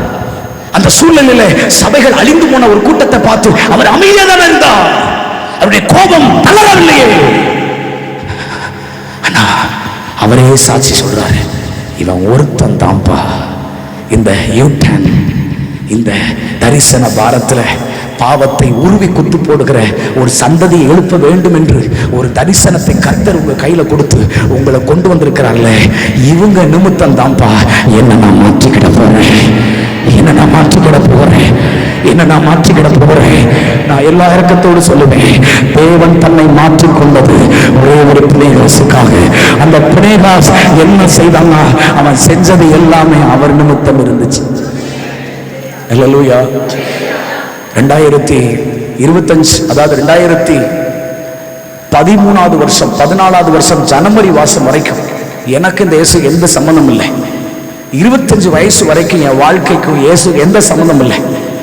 நீங்க என் முன்னாடி நின்று பேசக்கூட மாட்டீங்க. என் தம்பி இன்னைக்கு அவன் வீட்டில் இருக்கிறான், எங்க சித்தியோட பையன். எங்க சித்தி சொல்லுவாங்க, நீ யாரு கூட சேர்ந்தாலும் சரி, மகேந்திரன் கூட மட்டும் சேராத. அவன் ஆளும் அவன் மூஞ்சி அவனை பாரு, அவன் பிள்ளை மாதிரியா இருக்கிறான், குடியார பையன். எங்க சித்தி என்ன குடிச்சிட்டு போத வஸ்துகள்ல இருந்து நைட்டெல்லாம் விடி சீட் விளாடுவேன். எங்க அம்மாவை அடிச்சு எங்க அப்பாவை அடிச்சு எத்தனையோ நாட்கள் ரோட்ல கிடந்திருக்கேன். நைட்டெல்லாம் முள்ளுக்குள்ளையும் எங்கெங்கேயும் குடிச்சிட்டு இஷ்டத்தை காஞ்சிருக்கிறேன். ஆனா எல்லா இடத்தோடு சொல்லுவேன், 26வது வயசுல பிதாவாகிய தேவனுடைய மகிமையின் அறிவாகிய ஒளி கிறிஸ்துவின் முகத்திலிருந்த சுவிசேஷத்தில் வெளிச்சு என் இருதயத்தில் பிரவேசித்தது. நான் ஒண்ணு சொல்லுவேன், நான் ஆண்டவர்ட்ட ஒரு நாள் இயேசுவை நோக்கி கூப்பிட்டது கிடையாது. ஒரு நாள் இயேசுவை நான் தொழுது கிடையாது. ஏன்னா இயேசுவை நான் தூசணமா பேசுவேன், அவ்வளவு அசுத்தமா இயேசு பத்தி பேசுவேன். என்னுடைய மார்க்கத்தை மட்டும் தான் சரின்னு சொல்லுவேன், மற்றதெல்லாம் ஒண்ணுமில்லைன்னு சொல்லுவேன். அவர் கல்வாரி சிலுவையில ஏலி ஏலி என் தேவனே என் தேவனே ஏன் என்னை கைவிட்டீன்ற வார்த்தையை எங்களுக்கு சொல்லி கொடுத்தாங்க. பரமா பரமா என்று சொல்லி அவர் வானத்தை நோக்கி கூப்பிட்டார். அப்ப நான் நினைச்சேன், எங்களுக்கு சொல்லி கொடுத்தாங்க பரமேஸ்வரனை கூப்பிடுறார். இயேசு விட எங்க பரமேஸ்வரன் தான் பெரிய ஆள் நினைச்சேன். ஆனா உண்மையில இந்தியில தேவனுக்கு பரமேஸ்வரன் தான் சொல்றாங்க. புரியல பாருங்களேன் நிறைய பேருக்கு. ஏன் இதை உங்களுக்கு சொல்றேன்னா, அப்படி இயேசுவை வெறுத்தவன், இயேசுவை பிடிக்காம எங்க ஊர்ல சுவிசேஷம் சொல்ல வருவாங்க. எங்க ஊர்ல இந்த கேரல் சர்வீஸ் வருவாங்க. அப்படி வரும்போதெல்லாம் அவங்க கையில க்ளோஸ் போட்டிருப்பாங்க, அதுல இருக்கிற அந்த சாக்லேட்டை கொடுப்பாங்க. ஆனா க்ளோஸோட பிடிங்கிட்டு போய் கருணாமூர்த்தின்னு ஒரு படம் போடுவாங்க. அந்த கருணாமூர்த்தி படம் போடும்போது அந்த தூரத்துல இருந்து வேலைக்குள்ள இருந்து கல்லை கொண்டு எரிஞ்சு திரையை கிழிக்கிறது. இப்படி மோசமா இறந்தேன். ஆனா தெய்வத்தின் ரட்சிப்பு என்னையும் தேடி வந்தது. இயேசுவையும் அவர் வசனத்தையும் ஆகாதவனாய் வெறுத்தவன். எதுக்கு நான் சொல்றேன்னா, 2016வது வருஷம் 2016வது வருஷம் கவனிங்க, எங்க அம்மா அப்பாப்பெல்லாம் ரட்சிக்கப்படலை. எங்க அம்மா அப்பாட்ட நான் உங்கள்கிட்ட ஒன்று சொல்லிட்டு வந்தேன், நான் கோவில்பட்டி வேலைக்கு போறேன்ட்டு. நான் அப்போ வந்தது இதே ஏசு அழைக்கிறார்ல வாலண்டியர்ஸரா ஒரு அன்னை மேனேஜர் இருந்தாங்க. அவர் நான் ரட்சிக்கப்பட்டு இருக்கும் போது எங்க அக்கா என்ன ரட்சிப்புக்குள்ள வழி நடத்தல. அக்கா, என் தம்பி ஒருத்தன் இயேசுக்குள்ள இப்பதான் வந்திருக்கிறான், அவன் பயங்கரமா சபரிமலைக்கு மாலை போட்டவன், இருக்கங்குடி திருச்செந்தூருக்கு நடந்து போனவன். உங்களுக்கு தெரியுமா, இந்த சிவகாசி பட்டணத்துல தான் ஆரம்ப காலத்துல விஸ்வநத்தம் பகுதியில் தான் நாங்கள் இருந்தோம். அன்னைக்கெல்லாம் எனக்கு அந்த சின்ன பிள்ளையில எனக்கு 2 கால் விளங்காது, 2 கண்ணும் தெரியாது. எங்க அம்மா இந்த சிவகாசிக்குள்ள ஆஸ்பத்திரிக்கு என்னை தூக்கிட்டு வரும்போது நான் இவ்வளவு பெரிய பையனா இருப்பேன். எங்க அம்மாவால் என்னை தூக்க முடியாது. அவங்க என்னை தூக்க முடியாம என்னை ஒரு கல்லில் வச்சுட்டு அவங்க கொஞ்ச நேரம் உட்காருவாங்க, மறுபடியும் கொஞ்சம் இழப்பான பிறகு மறுபடியும் தூக்கிட்டு போவாங்க. அப்படி கால்கள் விளங்காம கிடந்து கண்ணு தெரியாம கிடந்து அப்படி ஒரு மோசமான வாழ்க்கையில் இருந்து கர்த்தருடைய இரக்கத்தில் சொல்லுவேன், 25 26 வயசுல கர்த்தர் என்ன தொடுறார். அப்படி கர்த்தர் என்ன தொட்ட போது கவனிங்கள், 2016வது வருஷம் மார்ச் மாதம் கோயில்பட்டிக்கு எங்க அம்மாட்ட சொல்லிட்டு வந்தேன், நான் வேலைக்கு போறேன்னு சொல்லிட்டு வந்தேன். ஏன்னா நான் ஊழியத்துக்கு போறேன் சொன்னா அவங்க விட மாட்டாங்க. அப்படி நான் கோயில்பட்டி எங்க ஊர்ல இருந்து கோயில்பட்டிக்கு நான் புறப்பட்டு வந்த ஒரே ஒரு நோக்கம், எல்லா இரக்கத்தோடு சொல்லுவேன், இயேசு என்கிற ஒரு நாமத்தை. நான் ஏன் இதை உங்களுக்கு சொல்றேன்னா, அன்றைக்கு என் குடும்பம் ரொம்ப பெரிய பின்னணியை உள்ள குடும்பம் இல்லை. என் குடும்பத்தில் பெரிய ஆசீர்வாதமானோ இல்லை, யாரும் ரட்சிக்கப்பட்டவங்க யாருமே கிடையாது. ஆனா ஒன்னே ஒண்ணு, எனக்கு கிடைத்த அந்த ஒரு தொடுதல், எனக்கு கிடைத்த அந்த ஒரு ரட்சிப்பை வச்சுதான் யாரையும் நம்பாம அந்த ஒரு நாமத்துக்காக அவர் நாமத்தை மட்டும் நம்பி வந்தேன். இன்னைக்கு வரைக்கும் எல்லா இரக்கத்தோடு சொல்லுகிறேன், 2016 இருந்து 9 வருஷம் ஆச்சு. இந்த 2025 வரைக்கும் யார்கிட்டையும் நான் கையேந்தல, யாருக்கிட்டையும் போய் எனக்கு உதவி செய்யுங்கன்னு சொல்லல. நான் ஒண்ணு சொல்றேன், அவர் நிமித்தம் 7 வருஷம் ஒரே ரூம்ல இருந்தேன். அவர் நிமித்தம் எனக்கு தலைவலி வந்தாலும் காய்ச்சல் வந்தாலும் என்னை தட்டி எழுப்பி ஒரு காப்பி கொடுக்க ஆள் கிடையாது. உனக்கு உடம்பு சரியில்லையே, தலைவலிக்க கொஞ்சம் ரெஸ்ட் எடுத்து சொல்ல ஆள் கிடையாது. அன்னைக்கெல்லாம் ஒன்று தான், இந்த பைபிளை தான் கட்டி பிடிச்சிக்கிட்டேன். 7 வருஷம் அந்த ரூமில் உட்காந்து பைபிள் வாட்சி எத்தனையோ நேரங்களில் தேவ சமூகத்தில் கிடந்திருக்கிறேன். நான் ஏன் உங்களுக்கு சொல்றேன்னா, நான் தனிமையாக இருந்தது அவர் நிமித்தம், நான் யாரோடும் சேராமல் இருந்தது அவர் நிமித்தம், எந்த செல்போன்ல தேவையில்லாம பார்க்காம இருந்தது அவர் நிமித்தம். அந்த 7 வருஷம் என் வாழ்க்கையில் அவர் நிமித்தம் செயல்படக்கூடிய ஒரு அனுபவத்தை அவர் கொடுத்தார்.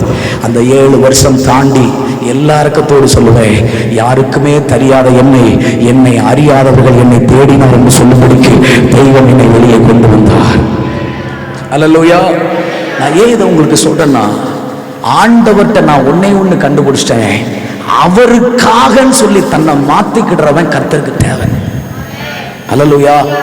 அவருக்காக நான் இது எதுக்காக இந்த பைபிளை வாசிக்கிறேன், எதுக்காக எங்க ஊர்ல ஒருத்தர் அந்த கோயில்பட்டி பக்கத்துல ஒரு பாலம் இருக்கு, அந்த பாலத்துல கீழே எனக்கு தெரிஞ்ச ஒரு உறவுக்கார் வந்தார். மாப்பிள்ளை என்னடா இங்க இருக்கான்னு கேட்டார். கீழே வேகமா ஓடி வந்தேன். என்னமாமா என்னடா வயசுக்காரங்கெல்லாம் திருமணம் முடிச்சு கையில ஒரு பிள்ளை கணத்தி ஒரு பிள்ளை கொண்டு போயிட்டு இருக்காங்க, நீ இப்படி பண்டார மாதிரி ரூம் போட்டு கிடக்குறே. நான் சொன்னேன், கல்யாணம் பிள்ளைங்க நிறைய சொல்றீங்க மாமா, ஆனா அதை விட எனக்கு இந்த வாழ்க்கை ரொம்ப பிடிச்சிருக்கு சொல்லிட்டு அவர்கிட்ட அப்படி சொல்லிட்டு வந்துட்டு நான் ஒண்ணு சொன்னேன், அப்பா நான் இந்த ரூம்ல இருக்கிறது உங்களுக்காகப்பா. இப்படிப்பட்ட உறவுகள் பேசுறதெல்லாம் இதெல்லாம் எங்க வீட்டுல போய் சொல்லிருக்கான், உன் பையன் மொட்டை பையனா போயிருவான், உன் பையன் பாதரா போயிருவான். ஏன்னா அவங்களுக்கு சர்ச்சு பாஸ்டர் அதெல்லாம் தெரியாது, அவங்களுக்கு வேத கோயில் அப்படிதான் தெரியும். அதனால உன் பையன் பாதரா போயிருவான், திருமணம் முடியாது. உனக்கு எங்க சொந்தக்காரங்க ஒருத்தவங்க சொல்லிருக்காங்க, உன் பிள்ளை கொல்லிக்கு உதவாது. கொல்லினா என்னன்னா நம்ம எல்லாம் கொல்லி வைக்க மாட்டோம், அங்க கொல்லி உண்டு. உன் பிள்ளை கொல்லிக்கு உதவாது, அவன் எங்கிட்டாச்சும் போயிருவான் அப்படின்னு சொன்னாங்க. ஆனா அப்படி எல்லாம் எத்தனையோ சொல்லு வரும்போதெல்லாம் நான் ஒண்ணு, அவர் நிமித்தம் எல்லாவற்றையும் பொறுத்து கொள்ளவும், என்னை மாற்றிக்கொள்ளவும், அவர் நிமித்தம் உபவாசம் இருக்கவும், அவர் நிமித்தம் கண்ணீர் வெடிக்கவும் கர்த்தர் எனக்கு கற்றுக் கொடுத்தார். அல்லேலூயா. இந்த சத்தியம் எத்தனை பேருக்கு புரியுதுன்னு தெரியல, ஆனா ஒன்னு சொல்றேன், அவருடைய ராஜ்யத்தில் அவருடைய சமூகத்துல அவர் நிமித்தம் எழும்பி செயல்படுகிற ஒரு கூட்டம் தேவை. அல்லேலூயா. அத்தனை தலைவர்கள் அனுபவம் உள்ளவர்கள் எழும்பி செயல்பட்ட போது தன்னை மாற்றிக்கொள்ளாத தேவன், ஒரு பினேகாஸ் எழும்பின போது கர்த்தர் தன்னை மாற்றிக்கொண்டார். கைகளை தட்ட முடியுமானால் கடைசி நாட்களில் அறிவாத ஹஸ்தமலேகப்பன அல்லவாய்களை திறந்த தேவ பிரசனம் இறங்கி வரட்டும். கர்த்தருடைய ஆவியானுடைய கரங்கள் இன்றைக்கு சிலரை கர்த்தர் தொட போகிறார். நீ பாவத்தை சுத்திகரிப்பாய், தேசத்தை சுத்திகரிப்பாய், பாவத்தை தேசங்களை விட்டு அகற்றி, வாலிபர்களை விட்டு அகற்றி, சபைகளை விட்டு அகற்றி, எழுப்பு நிறைந்த கூட்டத்தை மறுபடியும் தரிசனத்தை நோக்கி புறப்பட சொல்லும்படி கர்த்தர் உன் கைகளினால் கர்த்தர் அநேக கோலியாத்துகளை விலர் பண்ணுவாராம். அல்லேலூயா. அல்லேலூயா. நான் எல்லா இரக்கத்தோடு சொல்லுவேன், நீங்க எதை செஞ்சாலும் எதை பண்ணினாலும் அதுக்கு பின்னணியத்தில் இயேசு மட்டும் இருப்பதை வைத்துக் கொள்ளுங்கள். அல்லேலூயா. வேற எதுக்காக இல்லை. நான் எல்லா இரக்கத்தோடு சொல்லுவேன், இன்னைக்கு பிராண்டுக்காக, பெயருக்காக, புகழுக்காக, தன்னுடைய பெயரை கொண்டு போய் சேர்ப்பதற்காக ஒரு கூட்டம் செயல்படுது. ஆனா ஆண்டவருக்கு தேவை எனக்காக செயல்படுகிற ஒரு பினேகாஸ் வேண்டும். அல்லேலூயா. எலியாட்ட நீங்க கேட்டு பாருங்க, எப்பா 450 தீர்க்கதரிசிக்கு முன்னாடி ஒத்தால நிக்கிற, உன்னை கொல்ல தேடின ஆகாப்புக்கு முன்னாடி ஒத்தால நிக்கிற, இப்படி இந்த கூட்டத்தின் மத்தியில, இந்த இஸ்ரவேல் மத்தியில பலிபீடத்தை உடைச்சு போட்ட கூட்டத்தின் மத்தியில ஒத்தால நிக்கிற. அவன் சொல்லுவான், இதெல்லாம் என்ன ஒருவர் சொல்லி அனுப்பியிருக்கிறாரு, அவருக்காக தான் நான் நிக்கிறேன். அல்லேலூயா. அதனாலதாங்க 450 பேர் தான் உடம்ப கீறி ரத்தத்தை சிந்தின போது, 450 பேர் என்னென்னமோ செய்த போது இறங்கி வராத அக்னி இந்த ஒரு ஏலியாவின் நிமித்தம் பலிபீடத்தில் அக்னி இறங்கி வந்தது. அல்லேலூயா. அல்லேலூயா. அவர் நிமித்தம் நீங்க நின்று பலிபீடத்தில் நின்று பாருங்க, நீங்க பேசும்போது உங்க வார்த்தையில வெளிப்படுகிற பிரசனமே வேற. அல்லேலூயா. உங்க வாயிலிருந்து புறப்படுற ஒரு பாடலோ, ஒரு ஜெபமோ, ஒரு பிரசங்கமோ, ஏதோ ஒரு சுவிசேஷ காரியமோ எதுவா இருந்தாலும் சரி, உங்க வார்த்தைக்கு மற்றவங்க வார்த்தைக்கு வித்தியாசம் இருக்கு. அல்லேலூயா. எப்பவுமே நான் ஒண்ணு சொல்லுவேன், தேவ பிரசனத்துல 3 வகை இருக்கு. ஒன்னு தண்ணி, இன்னொன்னு எண்ணெய், இன்னொன்னு ஆசிட். தண்ணி உடம்ப கொஞ்சம் குளிர பண்ணும், எண்ணெய் கொஞ்சம் உடம்புல ஒட்டும், ஆசிட் உடம்ப தொலைச்சிடும். இந்த 3வது ரகத்துக்கு தான் கர்த்தர் எதிர்பார்க்கிறார். சொல்ல மாட்டீங்களே? சார்லஸ் பின்னிங்கிற தேவ மனுஷன் ஒரு நாள் தன்னுடைய நண்பருடைய ஃபேக்டரிக்கு போகும்போது உள்ளே நுழைந்து அவர் நுழைந்த போது அங்க இருக்கிற ஜனங்கள்லாம் பாவி பாவி பாவி என்று அழுதார்களாம். ஐயோ புரியல பாருங்களேன், பிரசன்னத்தில் லெவல் இருக்கு. ஆமென், அல்லேலூயா. தண்ணி மாதிரி இருக்கிற காலம் முடியட்டும், என்ன மாதிரி இருக்கிற காலம் முடியட்டும், நீங்களும் நானும் ஆசிக்க மாறணும். அல்லேலூயா. ஒரு வார்த்தை பேசினாலே ஜனங்கள் இருதயத்தை குத்தணும். அல்லேலூயா. 2016 வருஷத்துல கவனிங்க, யூடியூப்ல ஒரு செய்தி கேட்டேன். சாம் கமலேஷ் என்கிற ஒரு தேவ மனுஷன், அவர் இப்போது இல்லை, ஆண்டவர் சமூகத்தில் இருக்கிறார். கவனிங்க, அன்னைக்கு எனக்கு இயேசு பத்தியோ எந்த வெளிச்சம் இல்லை. ஆனா அந்த மனுஷன் ஒரு செய்தி கொடுத்தார் யோவான் ஸ்நானகரை குறிச்சு. பெயர் இல்லாத கிறிஸ்தவன் சொல்லிட்டு அப்ப தன்னை வெளிப்படுத்த அவன் ஒரு நாள் முயற்சி எடுக்கன்னு சொன்னார். அந்த வார்த்தை சென்னையில பேசினார், ஆனா என்ன ரூமுக்குள்ள உடைச்சது. சொல்ல மாட்டீங்களே, அவர் பேசினது பல 100 கிலோமீட்டர் தாண்டி, நேரா பார்க்கல. ஆனா அவருடைய வார்த்தையை நிலைத்து துளைத்தது. அன்னைக்கு நான் ஒரு முடிவெடுத்தேன், என்னை காமிக்கவே கூடாது. நான் சொல்றது உங்களுக்கு புரியுதா தம்பி, வாலிப சகோதரரை சொல்றேன், எல்லாருடைய பேச்சை விட நம்ம பேச்சுக்கு ஒரு வித்தியாசம் வரணும். நம்ம வாயிலிருந்து வெளிப்படுற வார்த்தைக்கு வித்தியாசம் வரணும். அப்படிப்பட்ட ஒரு கூட்டம் கர்த்தருக்கு தேவை. கையை தட்டி அப்பாவை நல்ல ஸ்தோத்திரம் பண்ணி, நல்ல ஸ்தோத்திரம் பண்ணலாம், நல்ல ஸ்தோத்திரம் பண்ணலாம். ரகடகுட ஹந்தனா ரிகதன ஹஸ்ஸலே ஹந்தனா. வாயை திறங்க அப்பா, ஒப்பு கொடுக்கிறப்பா, ஒப்பு கொடுக்கிறப்பா, ஒப்பு கொடுக்கிறப்பா. எனக்கு ஆண்டவரே கேவலம் வந்து அவமானம் வந்து இந்த பாவத்தை நான் இனி விட மாட்டேன். என் அப்பாவுக்காக இந்த பாவத்தை விடுவேன். எனக்காக உயிரை கொடுத்தவருக்காக நான் பரிசுத்தமா வாழ்வேன். எனக்காக ஜீவனை கொடுத்தவருக்காக நான் ஊழியம் செய்வேன். அல்லேலூயா, அல்லேலூயா. என்னுடைய கேள்வி என்னன்னா, இவ்வளவு பெருங்கூட்டம் மோசே சொல்லி புறப்பட்டு போய் தேவனுடைய இருதயத்தை வாதையை நிறுத்தாத ஒரு கூட்டம், இவன் மட்டும் அவர் நிமித்தம் போன போது தேவனுடைய கோபம் மாறி இருக்கு, தேவனுடைய அந்த வாதை நிறுத்தப்பட்டதுன்னா இவனால மட்டும் இப்படிப்பட்ட கூட்டத்தின் மத்தியில் அவர் நிமித்தம் எப்படி எழும்ப முடிஞ்சது? அல்லேலூயா. நான் சொல்றது புரியுதா உங்களுக்கு? ஆமென், அல்லேலூயா. நம்மகிட்ட இருக்கிற வாடிக்கையான ஒரு பழக்கமே என்னன்னா, இந்த செம்பரியாடு பார்த்தீங்கன்னா மொத ஆடு தண்ணியில குளிச்சா மத்த ஆடு குதிச்சிடும். சொல்ல மாட்டீங்களே, இந்த செம்பரியாடு பார்த்துருக்கீங்களா? பார்த்துருக்கீங்களா? இந்த செம்பரியாடு மொத ஆடு தண்ணிக்குள்ள குதிச்சிருச்சுன்னா மத்த ஆடு வாலண்டியரா குதிச்சிடும். அதுக்கு தேவை ஒரு ஆடு குதிக்கணும். மனுஷனுடைய இயற்கை என்னன்னா, ஒரு ஆள் எப்படி ஓடுறாங்களோ அதை பார்த்தா நம்மளும் ஓடுவோம். நான் சொல்றது புரிதுங்களா உங்களுக்கு? அது இயற்கையான சிந்தை. ஆனா அத்தனை பேரு அப்படி மோசையை சொல்லி ஓடும்போது இவன் ஒருத்த மட்டும் எப்படி அவர் நிமித்தம் ஓடுனான்? அல்லேலூயா. ஒரு வசந்த வாசியங்களை சீக்கிரமா 25:7 வாசியங்களை. 25:7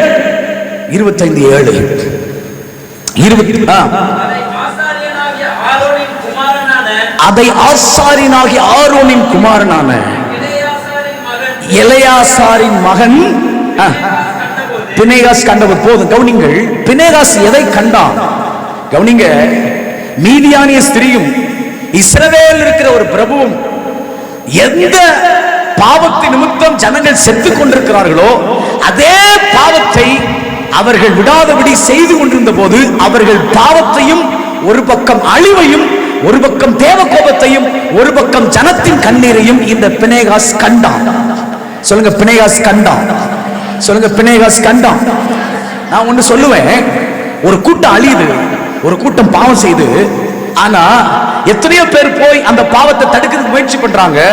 ஆனா இவன் அதை கண்டான்னா என்ன அர்த்தம்னா, மத்தவங்க எல்லாம் சாகுறவங்க தான் சபையில இருக்கிற ஒருத்தர் நினைச்சாங்க, தான் ஊர்ல இருக்கிற ஒருத்தர் நினைச்சாங்க, மத்தவங்க எல்லாம் தான் கூட படிக்கிற ஒருத்தவங்க நினைச்சாங்க, மத்தவங்க எல்லாம் இதோ மோசையோட பேச்சை கேட்டு வந்த ஒரு நம்ம கூட்டத்தில் இருக்க ஒருத்தர் நினைச்சாங்க. ஆனா இவன் ஒருத்த மட்டும்தான் இது என் ஆண்டோட ராஜ்யம் நினைச்சான். சொல்ல மாட்டீங்களே, அவன் ஒருத்தருக்கு மட்டும்தான் கிங்டம் ஆஃப் மைண்ட், அதாவது ராஜ்ய சிந்தை இருந்தது. இந்த வார்த்தை உங்களுக்கு எத்தனை பேர் புரியும் தெரியல. அவர் நிமித்தம் யாரால செயல்பட முடியும்னா ராஜ்ய சிந்தை உள்ளவர்கள். சொல்லுங்க, ராஜ்ய சிந்தை. சொல்லுங்க, ராஜ்ய சிந்தை. ரட்சிக்கப்படுறதுக்கு முன்னாடி கோயம்புத்தூர்ல சரவணம்பட்டிங்கிற ஒரு இடத்துல முதல் வருஷம் சபரிமலைக்கு மாலை போட்டிருந்தேன். அப்படி மாலை போட்டிருக்கிற காலத்துல அன்னைக்கு நான் படிச்சுட்டு வீட்டில் இருந்தேன். என் கூட எங்க ஊர்ல இருந்த ஒருத்தர் மாப்பிள்ள நீ சும்மா தானே இருக்க, என் கூட வான்னு சொல்லிட்டு என்னை கையால் வேலைக்கு கூட்டு போயிட்டார். அப்படி கையால் வேலைக்கு சரவணம்பட்டியில் நிறைய சைட் ஒர்க் நடந்தது. அப்படி நடந்திருக்கும் போது அன்னைக்கு அங்கதான் மாலை போட்டிருந்தேன். அப்போ சாயந்தர நேரத்தில் அந்த அந்த பில்டிங் வேலை நடக்கிற இடத்துக்கு தான் உள்ள போய் ஒரு பெரிய தொட்டி இருக்கும், அந்த தொட்டியில தான் குளிக்கணும். அப்போ அந்த தொட்டியில போய் குளிக்க போறேன். அப்படி போகிற வழியில ஒரு பெரிய பலகாட போகும்போல பலகா இருக்கும் இல்லையா, அந்த பலகாயில ஒரு பெரிய ஆணி இருந்துச்சு. அந்த ஆணியில காலை மிதிச்சோடனே அந்த ஆணி குத்தி பயங்கரமா ரத்தம் போச்சு. அப்படி பெருவர்ல குத்தி ரத்தம் போயிட்டே இருக்கு. அப்போ எனக்கு மாலை போட்ட அந்த சாமி அவர் சொன்னாரு, மகேந்திரன் சாமி தப்பு பண்ணிட்டான், அதனாலதான் சாமி அடிச்சிச்சுன்னாரு. புரியல என்ன சொன்னார் அவரு? மகேந்திரன் சாமி ஏதோ தப்பு பண்ணிட்டான், அதனாலதான் கால்ல ஆணி குத்தி ரத்தம் வந்துருச்சு. அதே கவனிங்க, அதே என் ஆண்டவர் என்னை தொட்டபோது எங்க வீட்டுல ஒரு நாள் நான் சாப்பிட்டுட்டு இருக்கும்போது எங்க அம்மாவும் அப்பாவும் என்கிட்ட சில விஷயம் பேசினாங்க. அவங்க ரட்சிக்கப்பட்ட லப்பையில அப்போ என்கிட்ட அவங்க பேசி கொஞ்சம் வாக்குவாதம் முத்தினோன்னையும் எங்க அம்மா ஒரு வார்த்தை சொன்னாங்க, இல்ல நீ எல்லாம் சர்ச்சுக்கு போகணுமான்னு கேட்டாங்க. நீ எல்லாம் கிறிஸ்தவனான்னு கேட்டாங்க. எனக்கு தூக்கி வாரி போட்டுச்சு. ரட்சிக்கப்படுறதுக்கு முன்னாடி ஆணி குத்துனா அந்த மார்க்கம் காரணம் அல்ல, மகேந்திரன் காரணம். ஆனா அந்த ரட்சிப்பின் பாதையில நடக்கும்போது நான் ஏதாவது தப்பு பண்ணா, எனக்கு ஏதாவது பிரச்சனை வந்தா காரணம் நான் இல்ல, என் இயேசு. உங்களுக்கு புரியலங்க? அப்பதான் நான் புரிஞ்சுக்கிட்டேன், இந்த இயேசு எனக்கு ரட்சிப்பு மட்டும் தரல, பாவ மன்னிப்பை மட்டும் தரல, என் மேல அவர் நாமத்தையே வச்சிருக்கிறாருன்னு, என் மேல அவர் ராஜ்யத்தையே வச்சிருக்கிறார். ஒரு மனுஷன் எப்படி சொன்னார், வாடின பயிரை கண்ட போதெல்லாம் வாடினேன் வாடினேன். கவனிங்க, ஒரு பயிர் வாடும்போது நானும் வாடுகிறேன்னு சொல்றாங்க. அதை போல நான் விழும் போதெல்லாம் என் ஆண்டோட ராஜ்யம் விழுது. நான் தவறா போகும்போதெல்லாம் என் ஆண்டோட ராஜ்யத்துக்கு ஏதோ பாதிப்பு வருது. எப்பவுமே தேவராஜ்ய சிந்தை உள்ளவன் ஒரு நாளும் தனக்காக செயல்பட மாட்டான், அவருக்காக செயல்படுவான். கைகளை தட்டி வாய்களை திறந்து இந்த தைரிய பாரங்களை பற்றி பிடிக்கட்டும், தைரிய பார பற்றி பிடிக்கட்டும். யாரோ ஒருத்தன் விழுந்துதான் நினைக்காத, யாரோ ஒருத்தன் பாவத்தில் விழுந்துதான் நினைக்காத. உன் ஆண்டோட ராஜ்யம் உடைக்கப்படுது, உன் ஆண்டோட ராஜ்யம் விழுது. யாரோ ஒருத்தன் குடிச்சிட்டு கிடக்கல, யாரோ ஒரு சபை விழுந்து போகல, உன் ஆண்டோட ராஜ்யம் உடையுது. இப்படிப்பட்ட சிந்தை உனக்கு இருக்குமானால் நீ செய்கிற செயல் ஒவ்வொன்றுக்கு பின்பாக அவர் நிமித்தம் செயல்படுவார். அல்லேலூயா! எத்தனை பேர் நம்புறீங்க? அல்லேலூயா! எல்லாருக்கும் தான் கூட இருக்கிற ஒருத்தர் நினைச்சாங்க, பினேகாஸ் மட்டும்தான் இது என் தேவனுடைய சபை, இது தரிசனத்தில் ஓடுகிற கூட்டம், இது மீட்கப்பட்டவங்க கூட்டம், இந்த கூட்டத்துக்காக என் அப்பன் ரத்தம் செலுத்தி இருக்கிறார். இந்த கூட்டத்துக்காக ஒருத்தர் தன் உயிரே கொடுத்திருக்கிறார். இவர்கள் செத்தா எங்க அப்பா ராஜ்யத்துக்கு பாதிப்பு.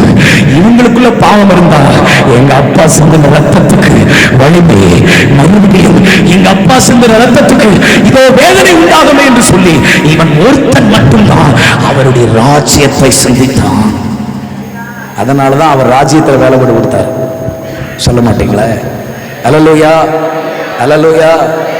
70 பேரு மோசே செத்து போறோனே அவ்வளவுதான். ஆனா பினேகாசின் சந்ததி இன்னைக்கும் ஊழியம் செய்து. சொல்ல மாட்டீங்களே? ஏன்னா வாக்கு பண்ணினவர் வாக்கு மாறாதவர். வானம் பூமி ஒளிந்து போனால் அவர் வார்த்தை ஒரு காலம் ஒழியாது. அவர் வார்த்தையின்படி இன்னைக்கும் பினேகாசின் சந்ததி தேவ சமூகத்தில் ஊழியத்தில் இருப்பதற்கு ஒரே ஒரு காரணம், அவனுக்கு கிங்டம், ராஜ்ய சிந்தை. அல்லேலூயா! நான் சொல்றேன், பிராண்டுக்காக, பேருக்காக, புகழுக்காக ஓடுற கூட்டம் ஓடட்டும், அவர் ராஜ்யத்துக்காக ஓடுங்கள். இந்த வாலிப சந்ததியில பார்த்து சொல்றேன், ஒவ்வொரு நிமிஷம் கவனிங்க, ஒவ்வொரு நிமிஷம் சிந்திங்க, என் அப்பாவுடைய ராஜ்யம் கட்டப்பட வேண்டும், என் அப்பாவுடைய ராஜ்யம் இந்த பூமியில் நிலைநிற்கணும். நான் உங்களுக்கு சொல்லுவேன், நம்ம சாதாரண அல்ல, பரலோக அரசாங்கத்தில் நம்ம நிற்கிறோம். நம்மளை சுற்றி ஒரு ராஜ்யம் இருக்கு. அல்லேலூயா! சாதாரண நினைக்காதீங்க. இன்னைக்கு நம்முடைய இருதயத்தின் அரசர் இயேசு, நம்முடைய இருதயத்தின் ராஜாவை அமர்ந்திருக்கிறார். அவருடைய ஆட்சியில நமக்கு ஒரு குறைவில்லை. அவருடைய ஆட்சியில நமக்கு சம்பூர்ண ஆசீர்வதிக்கப்பட்டிருக்கிறோம். நம்மை ஆளுகை செய்து நம்மை நடத்துகிற ராஜாவுக்கு அவர் ராஜ்யத்தை கட்டக்கூடிய மனநிலை உள்ளவர்களாய் மாறுங்கள். அல்லேலூயா. உன் ஃப்ரெண்டு கூட செல்போன்ல தப்பான ஒன்றை பார்க்கும்போது நான் எல்லா இறக்கத்தோடு சொல்லுவேன், நீ மட்டும் உடையல, உன் அப்பாவுடைய ராஜ்யத்தை அவனை உடைச்சு நீ உடைக்கிற. சொல்ல மாட்டீங்களா? மோவாப் தேசத்திலிருந்து 3 பேர் புறப்பட்டாங்க.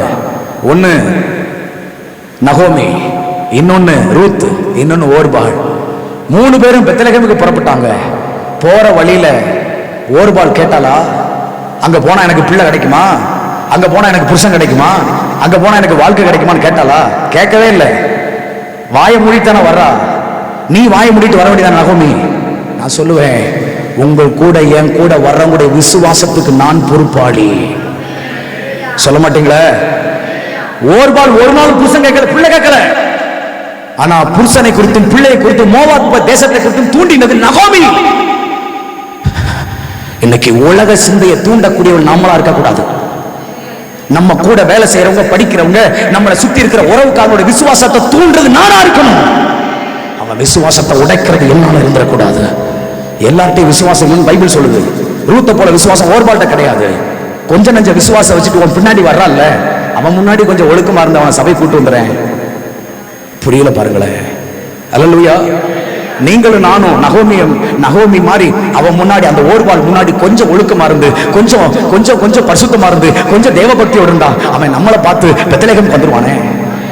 போற வழியில செல்போனை பார்த்து கண்ட எழுதிய பேசி தேவையில்லாத பாவ பழக்கத்துல அவனை போல சினிமா பார்த்து அவனை போல அவன் கூட நடக்க போயிட்டானே, அவன் மோவதேசத்து போறான்.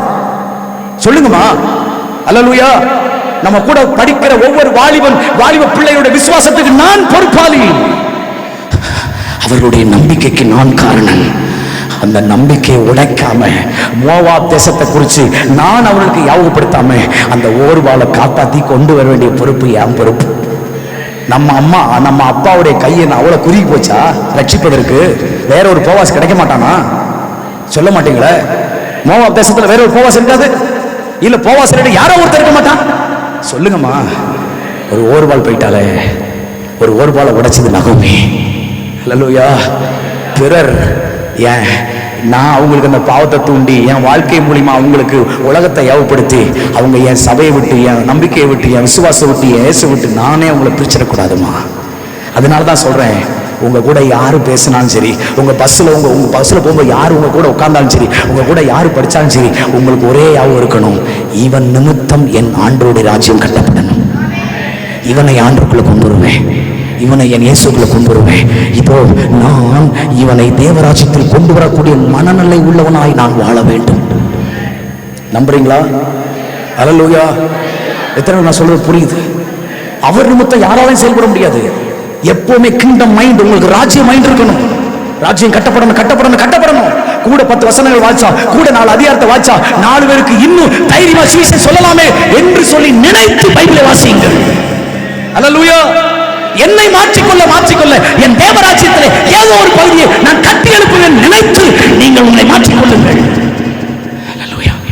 நான் பிள்ளைகளுக்கு சொல்றேன், வாலிப பிள்ளைகளுக்கு சொல்றேன், நான் எல்லா இரக்கத்தோடு சொல்லுவேன், நான் எல்லா தாழ்மையோடு சொல்லுவேன். இன்றைக்கு வரைக்கும் எனக்கு தேவன் கற்றுக் கொடுத்தது ஒண்ணு, மகேந்திரா, உன் பேச்சில் என் ராஜ்யம் இருக்கு, உன் உடையில என் ராஜ்யம் இருக்கு, உன் முடிவெட்டில் என் ராஜ்யம் இருக்கு, உன்னுடைய சூழல என் ராஜ்யம் இருக்கு, உன்னுடைய செயல்பாடுல என் ராஜ்யம் இருக்கு, உன் பார்வையில என் ராஜ்யம் இருக்கு. அதனால எதை வச்சும் என் ராஜ்யத்தை படைச்சிடாத, என் ராஜ்யத்தை கட்டி எழுப்பு. எல்லாரும் தான் கூட ஒருத்தன் இருக்கான் சாவரான்னு நினைக்கும் போது இவன் மட்டும்தான் எங்க அப்பாவுடைய ஜனம், எங்க அப்பாவுடைய ராஜ்யம் சாவுதுன்னு நினைச்சான். அதனால எங்க அப்பாவுக்காக நான் இந்த பாவத்தை அழிப்பேன், எங்க அப்பாவுக்காக இந்த பாவம் செய்கிற இந்த கூட்டத்தை ஒழித்து கட்டுவேன்னு சொல்லி எழுதி போனான் பாருங்க. அவ்வளோ பெரிய தேவன் தன் இருதயத்தை ஒருவனுக்காக மாற்றிக்கொண்டார். அல்லேலூயா. எத்தனை பேர் நம்புறீங்க? கர்த்தர் நம்மளை கூட்டியிருப்பதற்கு ஒரு நோக்கம் இருக்கு. ஆமென். ஏன் இந்த தரிசன பாரத தரணும்? அவர் என்னாகும் 25 வாசிச்ச போது என் உள்ளம் தூக்கி வாரி போட்டது. என்கிட்ட ஆண்டவர் பேசினது எவ்வளவு முகமுகமா பேசியிருக்கிறார், எவ்வளவு தூரம் உறுதியாய் நம்மை இணைத்துக் கொண்டு வந்திருக்கிறார். நான் சொல்றேன், எல்லா இரக்கத்தோடு சொல்லுவேன், இன்றைக்கு இந்த கடைசி காலத்தில் அவர் நிமித்தம் செயல்படுகிற ஒரு கூட்டம் தேவை. ஆமென். சொல்றீங்களா? அல்லேலூயா, அல்லேலூயா, அல்லேலூயா. அவர் நிமித்தம். இந்த அவர் நிமித்தம் செயல்படுகிற எண்ணம் ராஜ்ய மனநிலைமை உள்ளவர்களுக்கு மட்டும்தான் வரும். அல்லேலூயா. நான் எல்லாருக்கத்தோடு சொல்ல ஒன்னே ஒன்று சொல்லி முடிக்கிறேன், கடைசியாக முடிக்கிறேன். இந்த ராஜ்ய சிந்தை யாருக்குள்ள இருக்கும்? தேவராஜ்யத்தை குறிச்சே நோக்கம்.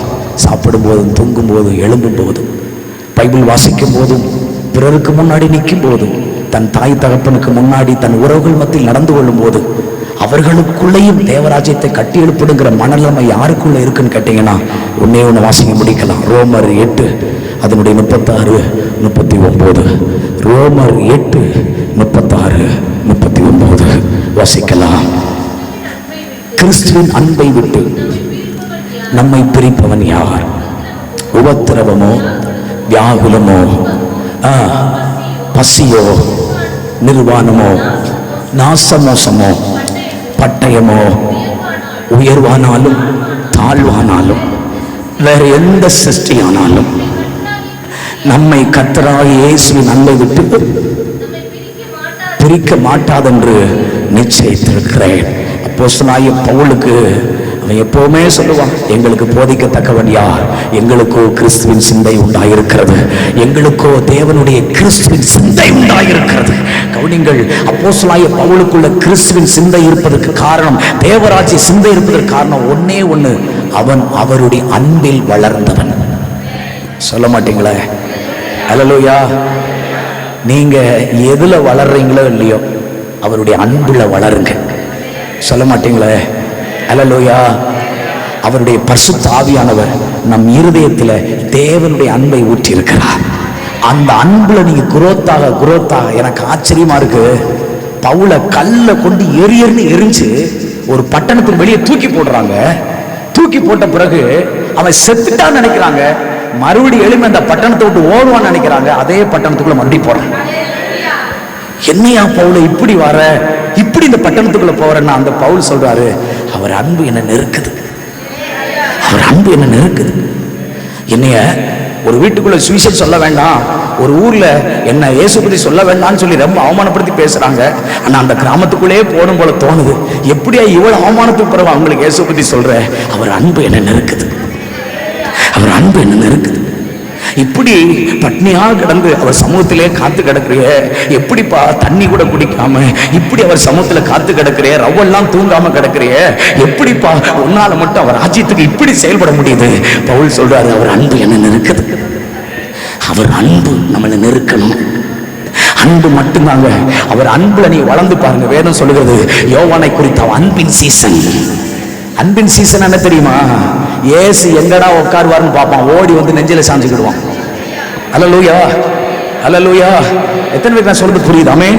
அதனாலதான் என்னவோ எனக்கு ஆச்சரியமா இருக்கு. செசரியா பட்டணத்துல இயேசு ஊழியத்தை செய்த அந்த பாதையில வரும்போது இங்க இருக்கிற ஜனங்களை என்ன பிடிச்சு என்ன கேட்கிறாங்க, அப்படி என்ன சொல்றாங்கன்னு கேட்டபோது ஒருத்தன் சொன்னா எலியா, ஒருத்தன் சொன்னா எலிசா, ஒருத்தன் சொன்னா தீர்க்கதரிசி, ஒருத்தன் சொன்னா யோவான், ஒருத்தன் சொல்லி இப்படி அநேக பேர் உங்களை குறிச்சு இப்படி சொல்றாங்கப்பா.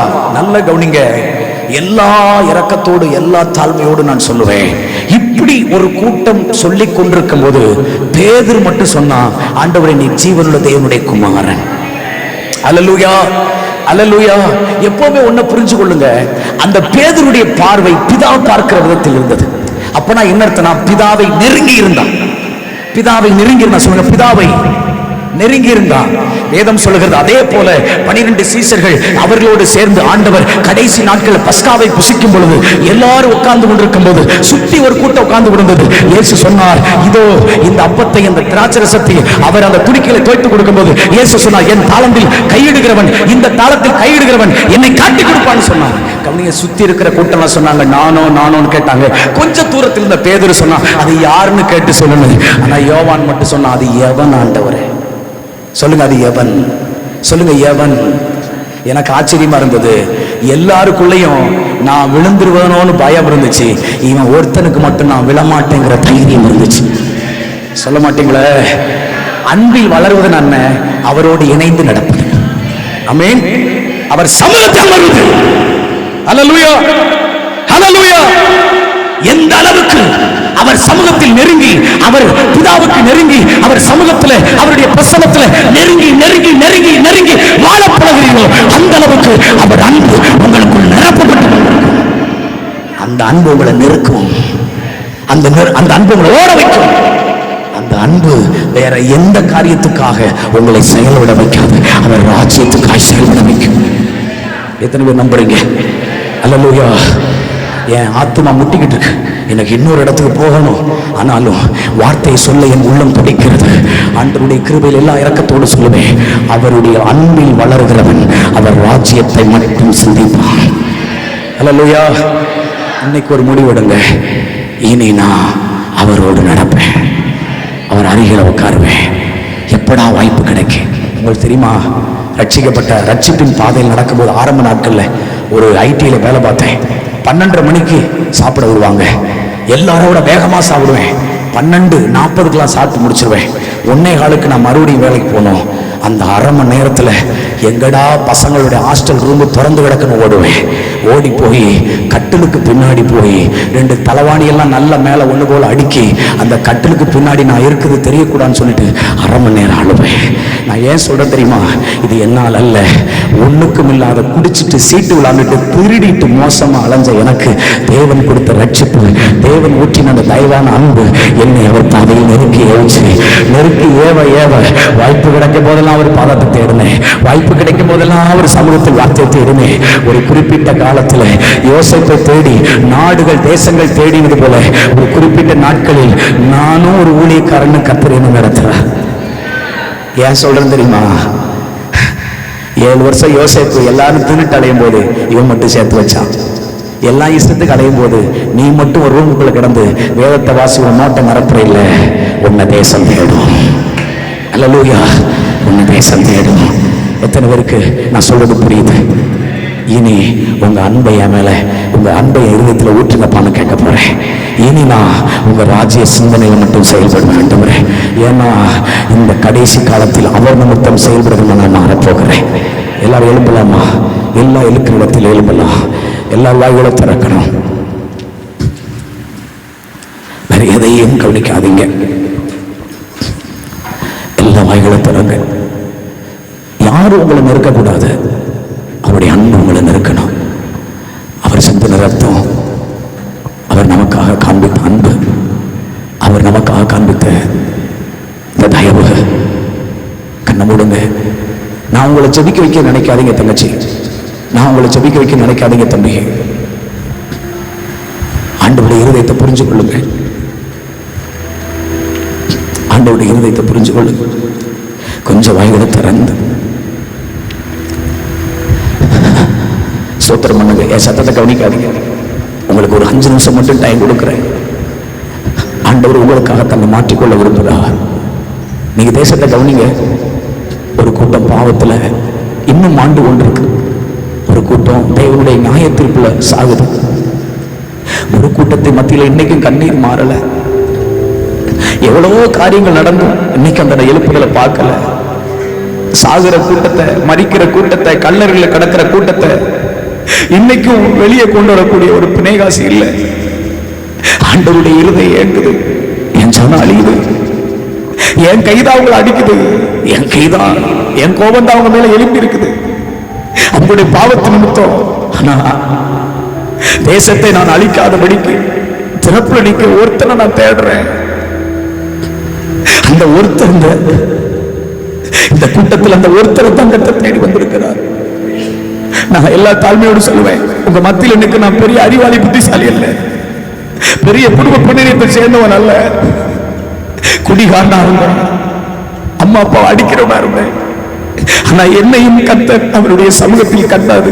உண்மையானால் அவர் சமூகத்திலேயே கிடக்கிறீங்களே, அவர் நாமத்துக்காகவே நீங்க வாழ்றீங்களே, உங்களை கர்த்தர் பயன்படுத்தணும், உங்களை கர்த்தர் எழுப்பணும்.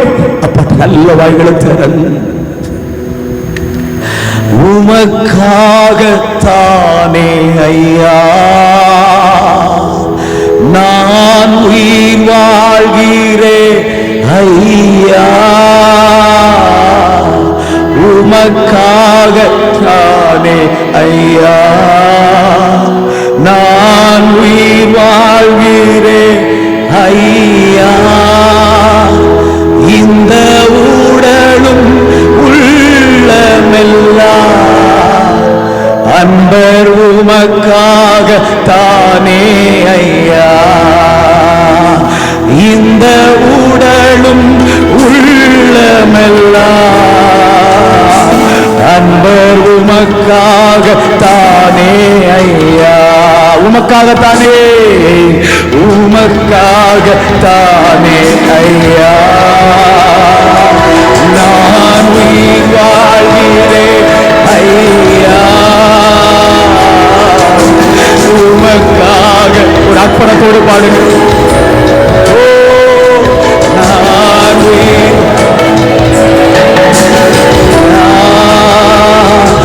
இந்த உடலும் உள்ளமெல்லாம் ஒரு அர்ப்பணத்தோடு அர்ப்பணிங்க. தேவன் மகிமை இறங்கி வரட்டும்.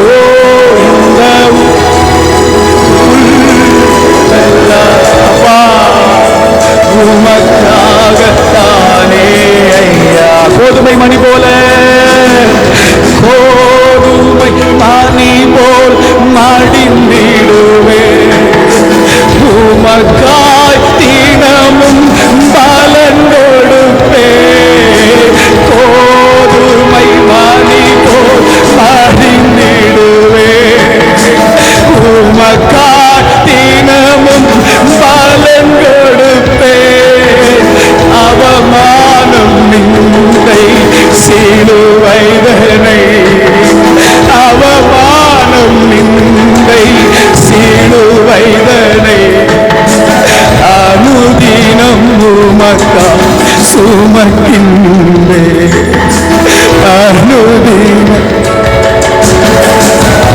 கடைசியை ஒப்பு கொடுத்து ஏயா அப்பா இந்த பிள்ளைகள்லாம் ஒப்பு கொடுக்குறாங்கப்பா.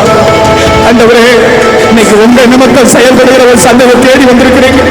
இவர்களை கொண்டு கட்ட தேசத்தில் ஒரு பெரிய சுத்திகரிப்பை சபைகளில் வழிபாடு ஒரு நின்னும் சபைகளில் புதிய ஆத்மாக்களை பிறப்பிக்கிறதுக்காக இவர்கள் மேல தம்முடைய கிருபை வரங்களை வல்லமைகளை வைக்கும்படி ஆண்டவரை இவர்களை தேடி வந்திருக்கிறீர்கள். ஆண்டவரே இந்த உடலும் உள்ளமெல்லாம் அன்பருமை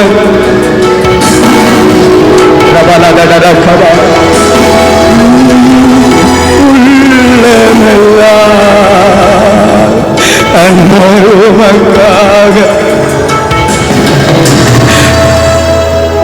எல்லா வாய்களை திறந்து நான் உங்களை ஏன் சத்தத்தை நீங்க கவனிக்க வேண்டாம்.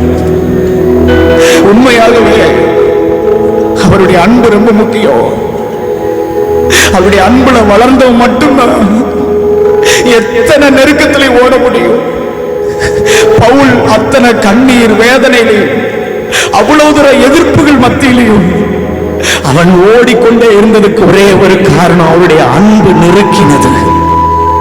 இன்னைக்கு அப்பாட்ட சொல்லுங்க, அப்பா உங்க அன்பை இருதயத்துல ஊற்றுங்கப்பா, உங்க அன்பை இருதயத்துல ஊற்றுங்கப்பா. உலக அன்பு வேண்டாம், ஏதோ ஒரு மனுஷ அன்பு வேண்டாம். என் ஆண்டவரே நான் உங்களுக்காக செயல்படணும், எனக்கு உங்க ராஜ்ய சிந்தை இருக்கு ஆண்டவரே. என் மைண்டில் ஆண்டவரே வேற எந்த நோக்கத்துக்காக நான் செயல்படக்கூடாது ஆண்டவரே. எங்க அப்பா ராஜ்யம் உடைய கூடாது, எங்க அப்பா ராஜ்யம் கட்டப்படணும், உயிரை கொடுத்தவருடைய ராஜ்யம் கட்டப்படணும். இந்த யூட்டன் இந்த தரிசனத்துல கர்த்தர் உங்களை ஏன் இணைச்சிருக்கிறார்? அவருடைய ராஜ்யத்தில் ஒரு பெரிய வேகன்சி இருக்கு சகோதரா. அநேக கூட்டங்கள் அழிஞ்சு போற கூட்டத்தை, பாவம் செய்யற கூட்டத்தை உன் கையை கொண்டு கத்த திருப்ப விரும்புகிறோம். ராஜாக்கள் கையில கொடுக்காத கோலியாத், ராணுவத்தின் கையில கொடுக்காத கோலியாத் தாவீதின் கையில ஏன் கொடுத்தா தெரியுமா?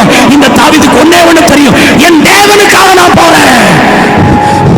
கைகளை தட்டி வாய்களை திறந்து தேவ பிரசனை இறங்கி வருது.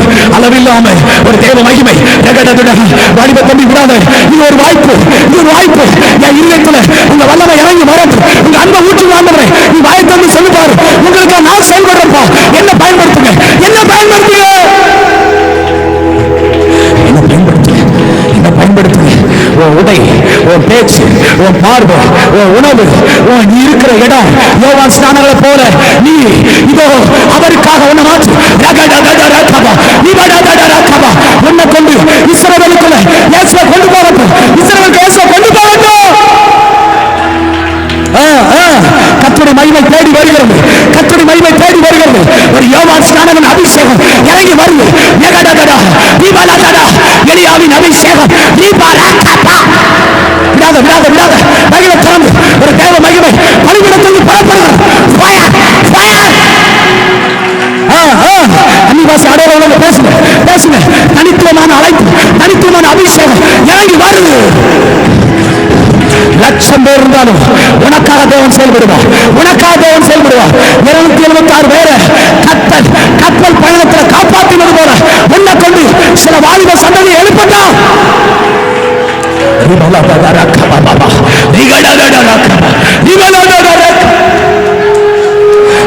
விடல விடல விடல. கர்த்தர் விழாய் வர்றார். ஒரு சில நிமிஷங்கள் மட்டும் கர்த்தர் ஏன் தெரியல விழாய் வர்றார். இங்க யாரோ ஒருத்தர் அதற்காக ஏங்குறீங்க. நீ கடடா எனக்கு பலவீனம் இருக்குன்னு சொல்றேன், எனக்கு குறைவு இருக்குன்னு சொல்றேன். இல்ல, அதற்காக செயல்பட நீ இப்ப ஆயத்தமானா முன்னத்தா கர்த்தர் வளர தேடி வருது. ரகடடா விபடடடா கபா. அப்படியானவரே அப்படியானவரே அப்படியானவரே. அவன் ஏன் நிமித்தம் பாவத்தை அழிச்சான்? ஏன் நிமித்தம் அவன் இன்ஸ்டா யூஸ் பண்ணல? அவன் ஏன் நிமித்தம் பேஸ்புக் யூஸ் பண்ணல? அவன் ஏன் நிமித்தம் யூடியூப் யூஸ் பண்ணல? அவன் ஏன் நிமித்தம் சபைக்கு வரான்?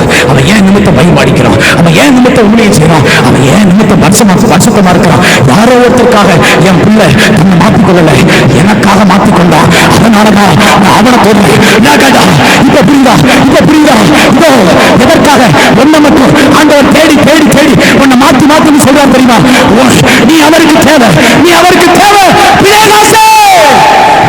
உனக்காக தேவன் சில பேர்கள் அக்கினி உச்சம் தலையில ஒரு தெய்வீக அபிஷேகம். ஊற்றுவாவியானவரே, ஊற்றுவாவியானவரே.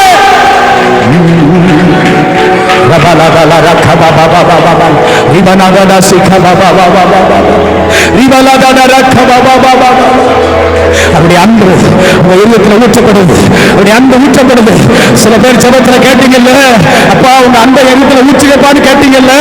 சில பேர் கேட்டீங்கல்ல, உங்க அன்பை இல்லத்துல ஊற்றுங்கப்பான்னு கேட்டீங்கல்ல. கர்த்தர் சொல்றாரு, ஏன் இந்த ஜெபத்தை உன்னை வச்சு பண்ண வச்ச தெரியுமா? இந்த வாயிலிருந்து ஏன் இந்த ஜெபம் வந்து தெரியுமா? ஏன்னா நீ எனக்காக செயல்படும்படி உன்னை நான் தெரிஞ்சு கொண்டேன். உன்னை கொண்டுதான் தேசத்தை சுத்தி இருக்கிறேன். உன்னை கொண்டுதான் சபைகளை நிரப்புறேன். உன்னை கொண்டுதான் ஒரு வாலிப சமுதாயத்தை, ஒரு பெருங்கூட்டத்தை காப்பாற்றுறேன். கர்த்தர் சத்தம் உங்க காதுல விளக்கு. வாலிப தம்பி, உனக்கு ஒரு வாய்ப்பு, உனக்கு ஒரு வாய்ப்பு, உனக்கு ஒரு வாய்ப்பு. குடியார்னா இல்லை, எனக்கு கர்த்தர் ஒரு கிருபை தந்தாரு. கர்த்தர் உன்னை தொட விரும்புகிறார். இந்த பாவத்தை தூக்கி எறி, இந்த பாவத்தை தூக்கி எறி. நான் சொல்றேன், எல்லா ஏக்கத்தோடு சொல்றேன், சில பேருக்கு ஐக்கியத்தை தூக்கி எறி, அவருக்காக தூக்கி எறி. எல்லா கைகளை உயர்த்தி உமக்காகத்தானே ஐயா நான் உயிர் வாழ்கிறேன் ஐயா, உமக்காகத்தானே ஐயா. கடைசி அர்ப்பணமா நான்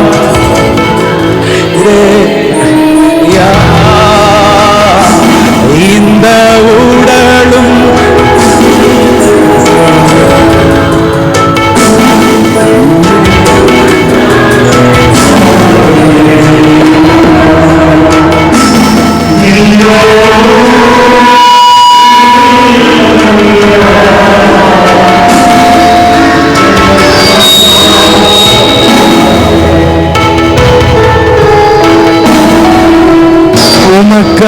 உமக்காகத்தானே ஐயா நான் உயிர் வாழ்கிறேன் ஐயா, உமக்காகத்தானே ஐயா நான் உயிர் வாழ்கிறேன் ஐயா. இந்த உடலும் உள்ளமெல்லாம் அன்பர் உமக்காகத்தானே. எல்லாரும் ஒரே சத்தமா, இந்த உடலும் உள்ளமெல்லாம் அன்பர் உமக்காக தானேனையா.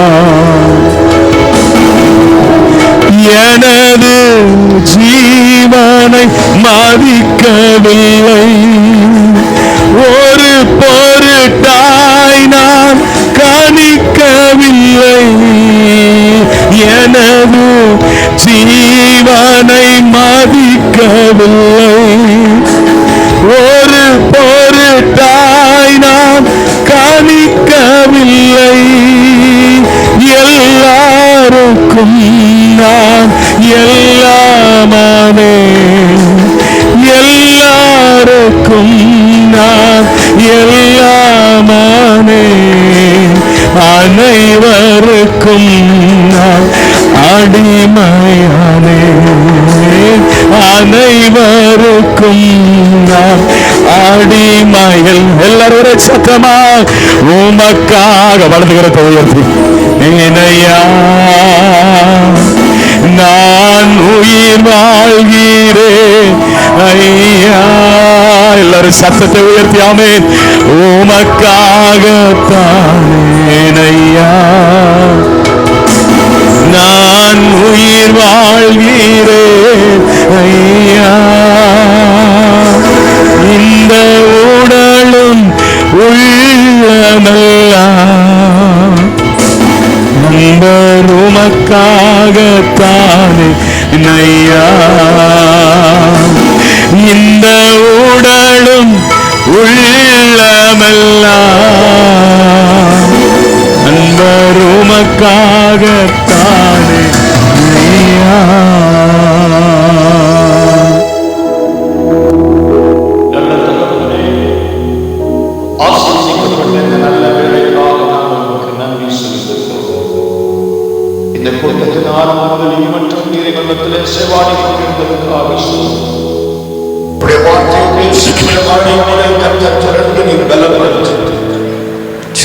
ஆயிரங்களுக்கு லட்சங்களுக்கு கர்த்தர் பிரயோஜனப்படுத்தும். மகனை கர்த்தர் கொண்டு போகிற ஒவ்வொரு இடங்களிலும் பலத்த கிரியைகளை மகனை கர்த்தர் செய்து தேவ ஆட்சியில் அதிகமாய் கட்டி எழுப்புவதை கர்த்தர் பயன்படுத்தும். வாழ்க்கையினால கடந்தவர்களை கர்த்தர் ஆசீர்வதிக்கும். மற்றவர்கள் ஒவ்வொருவரும் தொடர்ந்து நமக்காக ஒவ்வொருவரையும் பலப்படுத்த